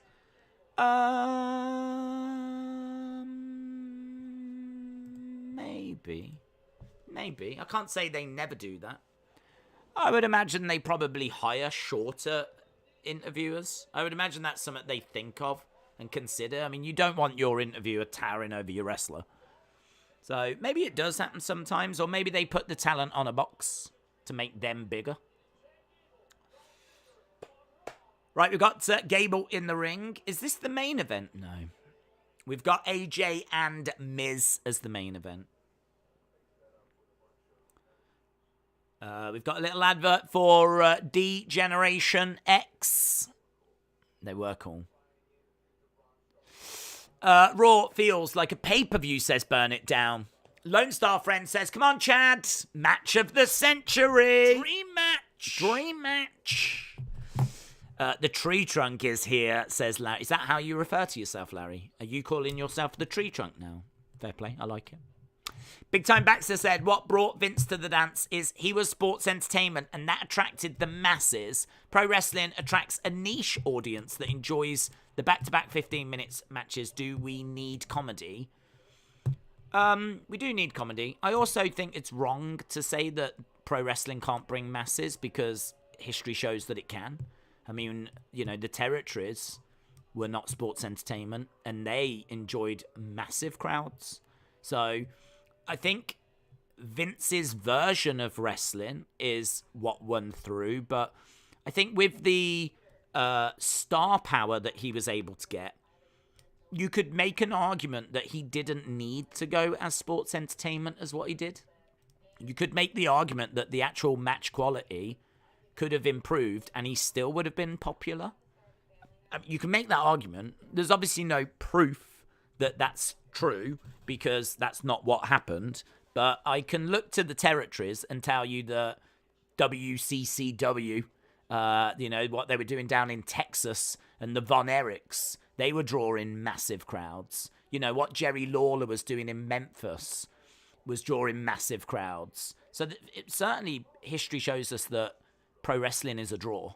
I think that what Vince does, though, is he brings in celebrity. And there's no denying that. You know, we see the likes of Cyndi Lauper. We see the likes of Muhammad Ali at WrestleMania 1. We see the likes of Mr. T in the ring for the main event of WrestleMania 1. So he brings in celebrity. He also goes and gets the very best talent that is out there from those territories.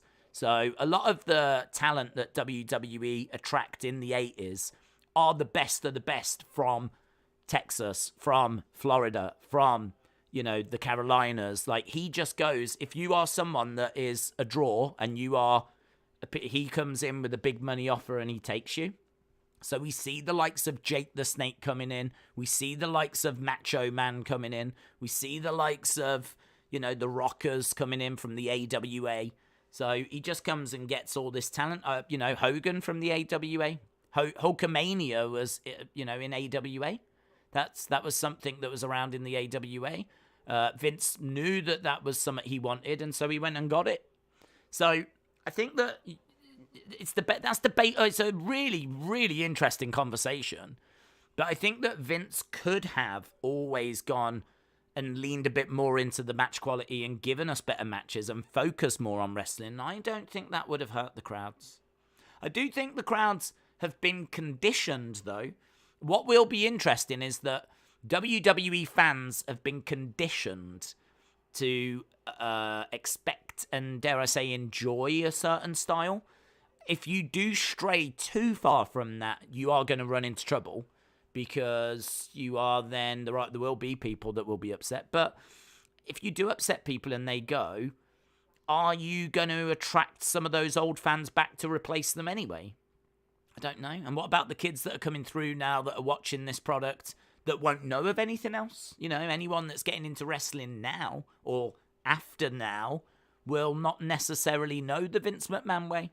I mean, they'll know it from videotapes, but the stuff they'll see on TV, this will be wrestling to them. So I think you do need humor. I don't think anyone wants just match, and it just be like, without any kind of humor in it. I think there does need to be a blend. But wow, I think what we're seeing at the moment is we're seeing more importance put on in ring. We're seeing some more passionate promos. What we saw from Tommaso earlier was fantastic. And less rematches, which is obviously very good as well. And I think the changes are positive changes, but they're not massive revolutions. Do you know what I mean? They're not, like, this still feels like Raw. It's just that it feels like we're getting good episodes of Raw. And so I think Triple H is very aware of not... I think the title of last week's review that we did was Evolution, not Revolution. And I kind of still stand by that. I think this is evolution that we're seeing and not revolution. The shows still feel like Raw. If someone was to come in and go, how's Raw now that Triple H is in charge? They might be thinking that everything has changed. Do you know what I mean? Like, the color scheme has changed, and the staging has changed, and the presentation has changed, and different superstars are being pushed, and everything's changed. It's not that way. It's not that way. This still feels like Raw. I mean, fast forward 12 months and we might see some real movement. We might see lots of things have changed, but they will have changed gradually over time. So, yeah, I'm very much into what they're doing. But back from commercial break we are. Carl said territories could be recreated by using the internet instead of television. WWE Ohio, WWE Texas, WWE Kentucky. Triple H already tried it with NXT, but now he's got financial backing. I don't mind that. I don't mind them having a series of small promotions. I mean, they would need to be small because your main one is NXT. So I suppose you could have your own small promotions, and then that feeds into the main NXT. I suppose in a way, NXT really is just trying to scoop up that talent that's out there anyway. But yes, you could have those. But those would be like small local things, if that's a direction that he wants to go. I mean, that's a hell of a project. We actually did a video earlier and we spoke about NXT's global expansion. And that was something they wanted to do. They wanted an NXT in India, an NXT in China, an NXT in Mexico. I do think they should go forward with those. Because where's that talent going? Where's the new Rey Mysterio in Mexico? Where's he going? Well, he's going to AAA. He's going to CMLL. He might end up in AEW. There's no guarantee that he finds his way to NXT. So they need a presence in Mexico, and they need a presence in Australia, and they need a presence in Asia, and they need to make sure that there is a destination for that local talent to go to. They need a permanent base in these places, because this is a global brand. 56 million tuned in India alone to WrestleMania. 56 million tuned into WrestleMania in India. And there is no NXT in India. I mean, that doesn't make sense to me. That doesn't make sense. So you've got to get an NXT in India. Doing your tryouts is fine, but you need a permanent base. NXT India I would imagine that alone would do crazy numbers if you had an NXT India. And then the best of that talent feeds into NXT or the main roster. It's very interesting. There's a big conversation to be had there. Right. I suppose we need to end this poll now. Well done to everyone that voted. 69% of you went with Bobby, and you were correct. Huff Sports Media said, I think right now the style of product that we're getting has been needed for so long. The old stale product, now we're getting something different with better match quality. Dante said, even if people like Johnny Gargano come into the main roster, same thing WWE can't do is repeats. It would just be a repeat of an old character. Well, you have to remember, NXT gets, 600,000 views? Raw at the moment is about 2 million. So there will be a good chunk of people that won't have seen Johnny and won't know of Johnny. I mean, there will be a big chunk of people that do. How much have they watched him? How much have people been regular viewers of NXT? Don't know. I would imagine that if he comes out, he'll get a big pop in Cleveland especially. But I don't know. I don't know that he needs a new character or anything like that. I think NXT is very different to the main roster. Vince treated it a bit too different, in truth. I don't think Vince really... I think Vince was someone that saw it as being a different promotion, a different world. Once you got to the main roster, Vince was very much, let's change your name, let's change your character, because no one's going to know who you are type mentality. And I don't think that's true. I think there's a good chunk of people that do. So, again, I don't know that he needs anything new. I would bring him in as he is. I think there's a lot of excitement for him and Ciampa doing DIY again and things like that. But you'd have to just gauge the reaction. If people are bored with it, you'll soon know. Dolph jumping up. Spike DDT to Chad Gable. Gable getting planted. 1, 2. Shoulder up by Chad Gable. What do you think of Carrion? I like him. I did not know who he was when he showed up, and I was there live. I asked others, and they didn't know who he was either, says Timothy. Okay, well, I like Carrion. He was a champion in NXT. He came up to the main roster for a few weeks. He actually lost his first match to Jeff Hardy, and he was someone that, I mean, look, they, talking of trying to reinvent, they tried to reinvent Carrion, and it went horribly.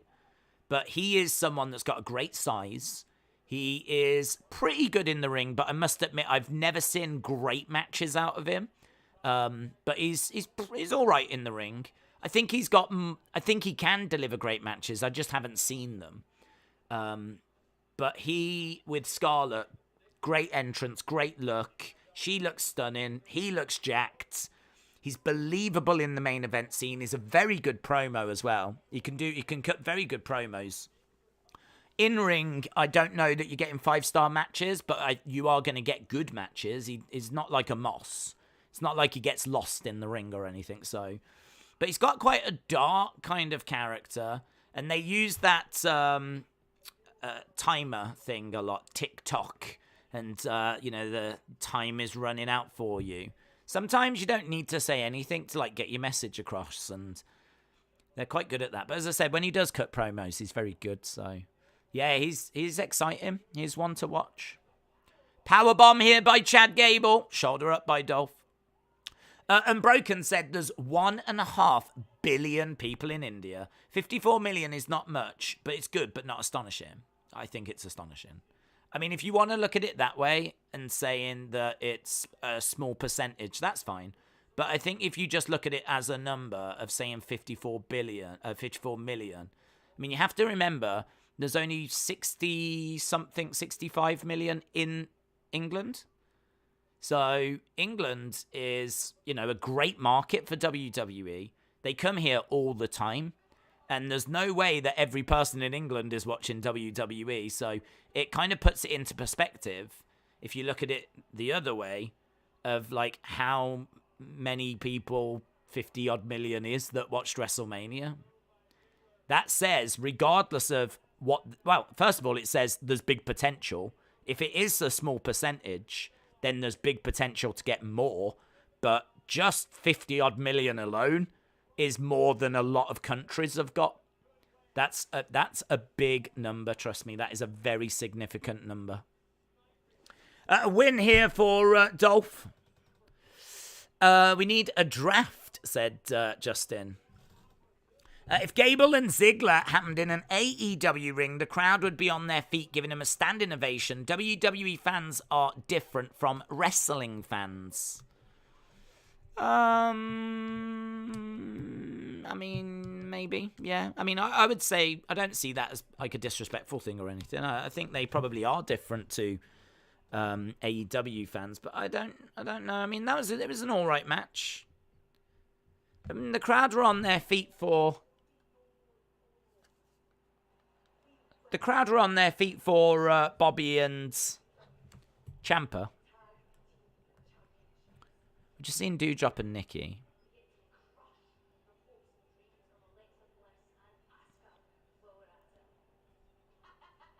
So they laugh about next week and no mention of the car crash. Now they're showing the car being towed away. They've chosen that as background on purpose, haven't they?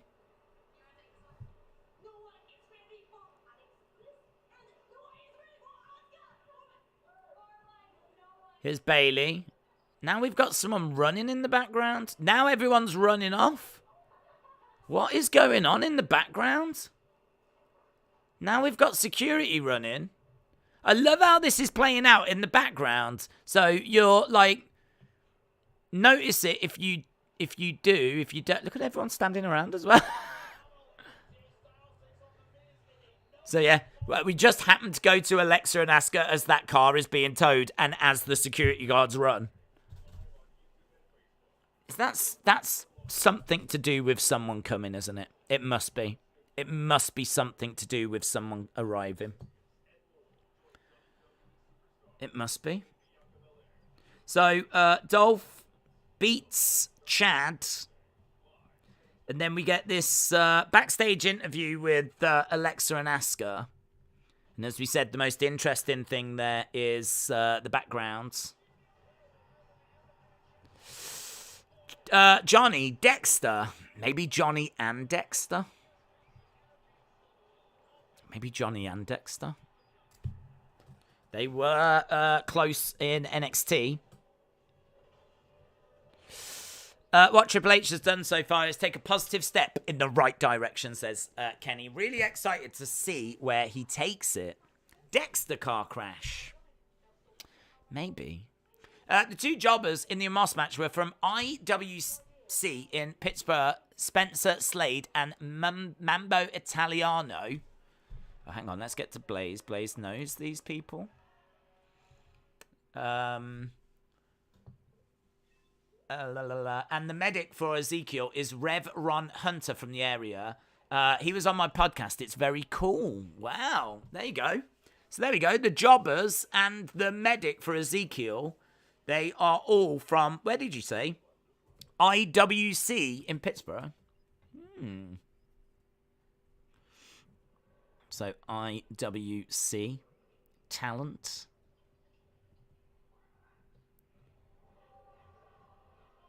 Very good. Darcy said, this is actually really impressive storytelling. I couldn't tell you another example of this happening. yeah, the stuff in the background is great, if that's what we're talking about. I personally have loved WWE more since Triple H has taken over, says Erin. I think there is better wrestling and less bad humor. Greg said, car crash. Is Jeff Hardy returning? Yeah, but he was involved in that car crash with Elias and everything, wasn't he? I don't know if we ever got, like, closure on that or not. AJ said, it has to mean something's happening. No matter what, if anything, even comes to this. I like how they have implemented these hints throughout the show in the background of promos and stuff. There were police officers backstage. What is going on? Certainly got people talking. Alexander said Strowman is going to return. Maybe. Strowman's took his aggression out on vehicles in the past, hasn't he? So, yeah, maybe. I mean, right now, I don't know why Johnny would come out. Unless it's just a moment. You know? I mean, they had Karrion come out and attack Drew. Why would you have Johnny come out now with 20 minutes to go? Unless The Miz is going to lose and then he's going to beat up Ciampa, then you could have Johnny come out. But at the moment, I'm not sure. I mean, I suppose you could just have Braun walk out. Oh, it's interesting, though. It's really, really interesting. Eric said the cops are there to solve the Kevin Owens pie incident. Well, in all fairness, that's about how long it takes cops to respond, isn't it? So they had the phone call a few years ago. Finally, they've turned up. Just happens that there's been a car crash at the same time. So yeah, you could be onto something there. Right, we are back to the show. Dakota Kai, Io Sky, Edge, and Amos are going to be on Raw Talk.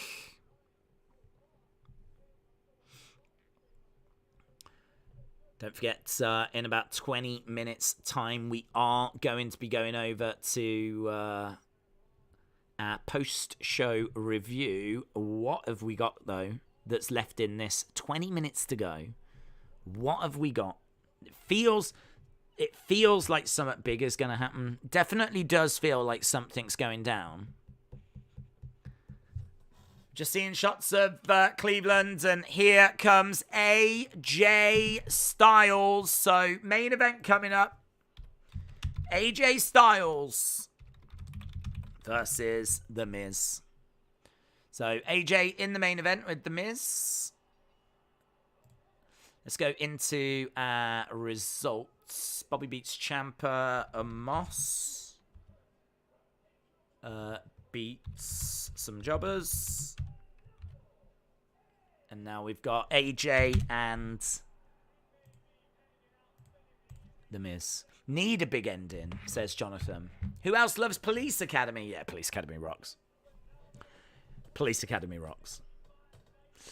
The Miz is starting a stable. Oh, what? Imagine if they bring Johnny in as a heel. Oh, I'm not sure about that. Johnny returns as a heel. Yeah, I'm not sure about that.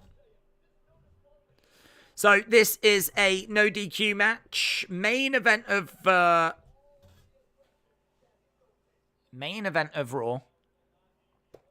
I think something big is going to happen. Sonny said, do you know the secret mod room we have? We've got to add Hayden William to a secret mod room. I don't know, to be honest. I don't know. I haven't been on, so I really don't know what's... I'll have to have a look at Discord after if we are going to... if you want to do a movie night and invite the world, then we'll have to get it ready for that. There's not loads that needs to be done on there, but I think we need a few rooms locked off for members, even if it's just one. And then I think we need like a homepage. I really think we need that. Scott, shout out to you. They wouldn't show an accident in interviews if it wasn't relevant. Got to be patient. It's Edge! It is Edge! I love that background. It's Edge! Edge at 21! Edge at 21! That was Edge's return. Edge's return at the Rumble. That was a good background, that was. Yeah, you're right. And I've got a feeling that it'll be connected with the end of the show.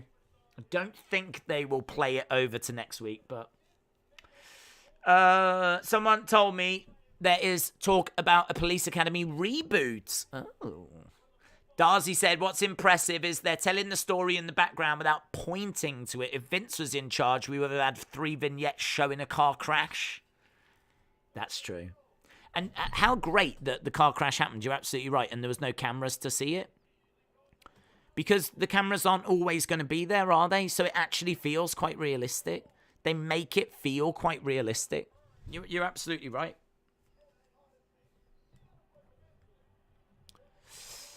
Look at WWE's Twitter about the parking lot situation. It feels like some big's come in.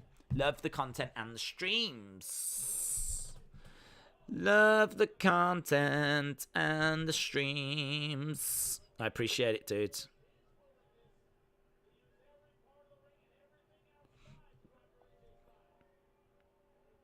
Let's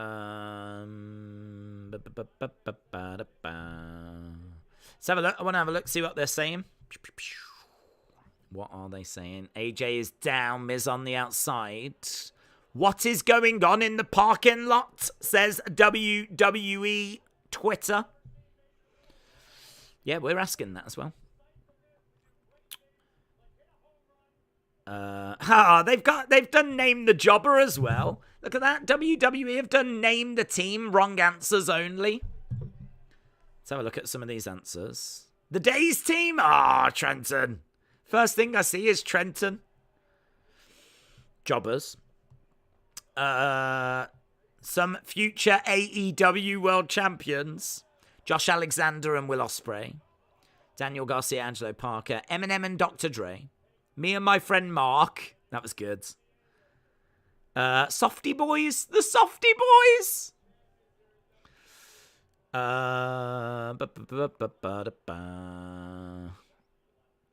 Donald Trump's sons, the Creed brothers. Some of these are pretty good. Name the jobbers. Right, we've got Miz in the ring with a kendo. Jonathan said, I feel a big ending coming. That's what she said. Jonathan, shout out to you, dude. Wrestling Wriggle said it's none other than MJF. Real Talk said, I can't believe they've given jobbers TV time. William said, a source that has been correct about several things, such as Cross's return, is now mentioning that not only could the Clash at the Castle get spooky, but Bray could have a part in it that is not confirmed. Where is Ciampa? Something to do with backstage segments? ? Where is Ciampa? I don't know. He was in that match. I mean, could have something to do with it. Look at this. On the outside, he was going for a Styles Clash, and AJ hurled into the barricades. AJ down, and we're going to our commercial break.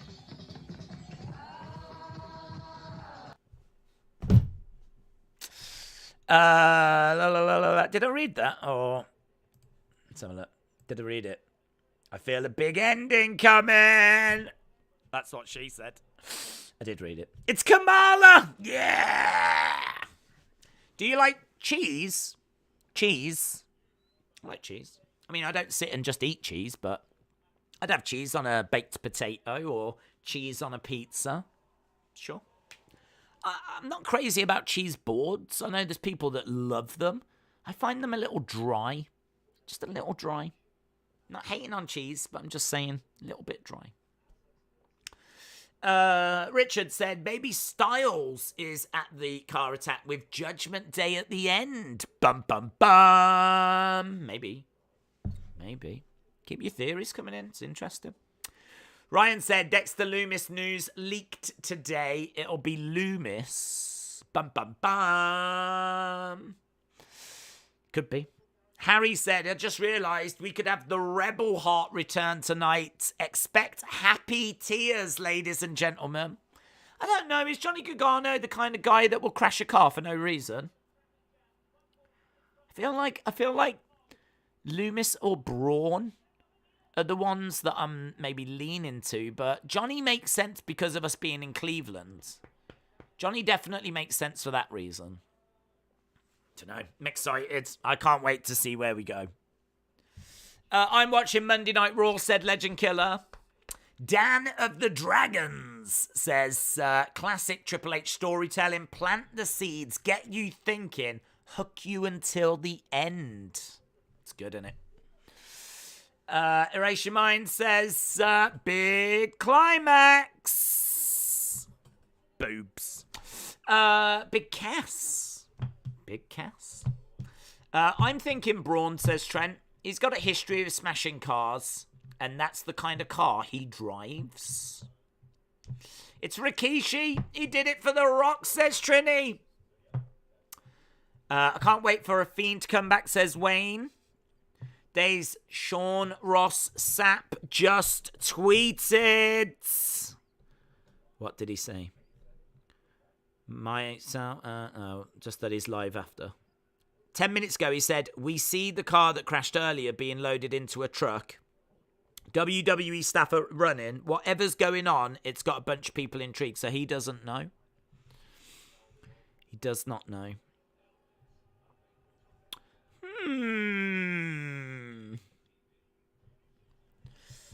Big climax sounds like something Val Venus would have said. Car crash. Could this be Doomsday? Maybe Ciampa will get involved and accidentally cost Miz the match. Then Miz will turn on Ciampa and then Gargano will come down. Well, listen, whatever's going to happen, we've got 9 minutes to do it. Funnily enough, Dawkins took his shirt off, but Miz has put his back on. Right, here we go. Under the ring goes AJ. AJ grabbing a table. What you gonna do, Days, when the chat speculation runs wild on you? Bum, bum, bum, bum, ba-na-na-na. AJ setting up a table. Wrestling Wriggle said, my favourite jobber going up was SD, Special Delivery Jones. Good times. Shout out to you. Thanks for the great content. I'm going to tell you something that I think you will already know, and you will say to me, I already knew that. But I'm going to tell you it because there might be someone that doesn't know it. But SD Jones, Special Delivery Jones, was meant to lose his match at WrestleMania 1 in like 7 seconds. It was meant to break the records for like the quickest loss, and he didn't want to do that. And so I think he was facing King Kong Bundy. And so there's a moment in the match where he's meant to go down and get pinned. He doesn't do it. He doesn't want to lose in the quickest time. And the match ends up going... It's still only like a 20-odd second match. But he just manages to get it long enough so that I think he doesn't break that record. Which is... I love that. I love the fact that he was like, yeah, no, I'm not doing that. And as I said, it was meant to, I think, put over like King Kong Bundy because the next year would be WrestleMania 2. And WrestleMania 2 is where we would get Hogan against Bundy. So they were all in on King Kong Bundy. But, yeah, SD Jones managing to get to the first WrestleMania.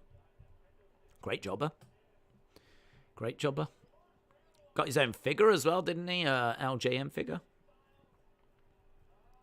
I always loved the Brooklyn Brawler. He's my favourite jobber. I know a lot of people like Barry Horowitz, but... AJ with the kendo. It's Bray with a new gimmick. He's a stunt driver. He thinks he's the Stig from Top Gear. Wild. New gimmick. Oh! Surely if you bring in Bray back, you bring him back at a pay-per-view. Would you bring him back just on a random...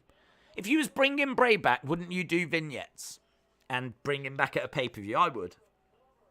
I don't think I'd just drop him in here. There's a sign in the crowd that says Saxton is greater than Graves. Into the corner goes Miz. Big boot. Miz looking for a skull crushing, not getting it, rolling up AJ. Kick out by the Miz. Iron Mike Sharp, very last match. He manages to get it long enough. It's going to be Logan Paul. It's going to be Veer. Who's it going to be, guys? Who's it going to be? AJ. Boom! Phenomenal forearm. Miz goes down. 1, 2. Oh! Ciampa pulls the ref out of the ring. Ciampa pulls the ref out of the ring.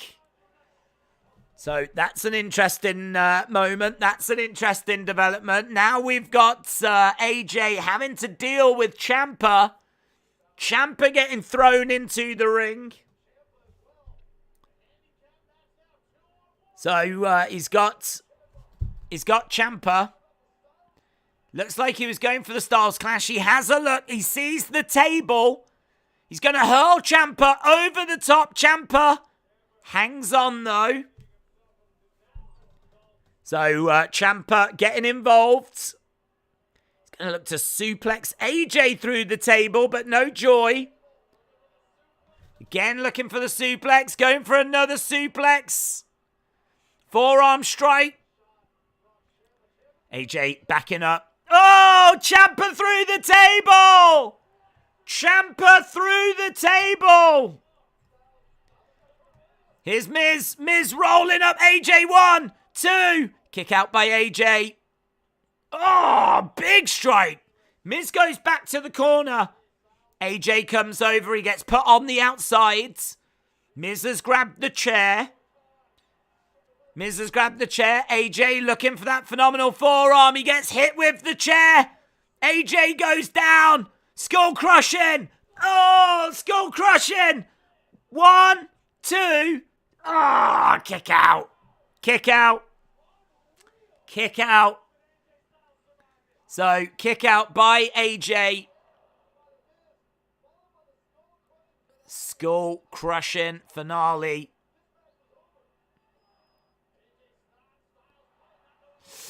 Come on, AJ. This match continuing. We're into the final 4 minutes. Crowd chanting. This is awesome. Crowd enjoying the action on this one. As Miz using the kendo stick. Smashing AJ Styles. And again, Miz about to put on that figure 4. But AJ managing to kick out of it. Miz goes into the corner. AJ has got Miz in a Styles Clash. Turns him over. 1, 2, 3. AJ Styles. AJ Styles wins. AJ Styles wins. What do we get now, though? AJ Styles has just won. We've seen the car crash stuff happening throughout the show. We saw all of those security guards run in. AJ with his arms in the air. Ciampa is down. Miz is down. Is someone about to come out? Maybe, maybe not. But AJ celebrating in the ring is hurt. Again, putting his hands up. Is there going to be some music that's going to hit? There's something happening in the background. Look, I don't know what's happening in the crowds. Someone's been grabbed in the crowd in the background. Look, AJ has noticed it. Security have grabbed someone. Who have they grabbed? There's someone down. I don't know what's happening. It looks like they've arrested someone. AJ is paying them. It's Lumis! It's Dexter Lumis! It's Dexter Lumis! Dexter Lumis is being carted away! Oh, they just showed you Dexter Lumis's face! Oh my God! They are booking this so well! They are booking this so well! Dexter Lumis! Dexter Lumis is on Raw, and the way they're booking it is it's all happening in the background. It's all happening in the background. What's amazing about this, so many people don't know Dexter Lumis. So many people won't have seen him in NXT. The guy is a killer.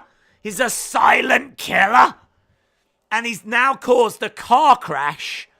And he almost got to the ring. Security have dragged him away. This is going to play out in the background. They're going to do this again next week. Something else will go down next week. Security are going to have to drag him away again next week. But Dexter Lumis, how mental is that? Fightful report it earlier in the day on Friday that Karrion Kross is going to return. And then boom, on SmackDown, Karrion Kross returns. And now here we are. We were late doing this stream because of the news breaking about Dexter Lumis. Reported earlier in the day. Boom! There you go. Dexter Lumis in the crowd. That is sick. That is sick. The way they're telling that story. That is sick. Who is Dexter Lumis? You're going to love him. You're going to love him. He's silent. He doesn't talk. He communicates with drawings and caricatures. He stands in the shadows. Someone will do a promo and he'll just appear from behind the door. And he is a killer. I wonder if I've still got the picture. That is Dexter Lumis. That is still left over from the video that we did earlier. That's why I've got it. Because we did a video about news that Dexter Lumis was coming. It was reported from Fightful. Credit where it's due. It's Fightful that reported that news. But that is Dexter Lumis. Look at the stare. Look at his eyes. He's a fairly big guy. He's not like Brock or anything, but he's someone that's got he's got a decent size to him. He's not a smaller guy. He's a bigger guy, but yeah, he can cause carnage in the background. What was going on in the crowd? Lumis. So the guards, the security guards were all around someone that they'd managed to wrestle to the ground. You see a brief moment where they pick him up and you see his face. And you see the person's face, and it's Dexter Lumis. It was so good, so subtle, so realistic. It's brilliant, absolutely brilliant. Triple H is doing God's work. Absolutely brilliant. Esteban said such a gripping show. Yeah. Right, we're going to go. I need to set up the stream, so really appreciate the support. I hope you enjoyed the stream. Don't forget, we're back on tomorrow with the Wrestling Escape Pod, and we're going to be getting people's calls. First time we've ever done it. You won't want to miss that. I have no idea what's going to happen. That's tomorrow. Wednesday, AEW Dynamite stream, and of course, on Friday, we're back for SmackDown. We're back in about 8 minutes' time for our post-show. Really appreciate it, guys. Big news. Dexter Lumis is on the main roster. Thanks for watching. Bye for now.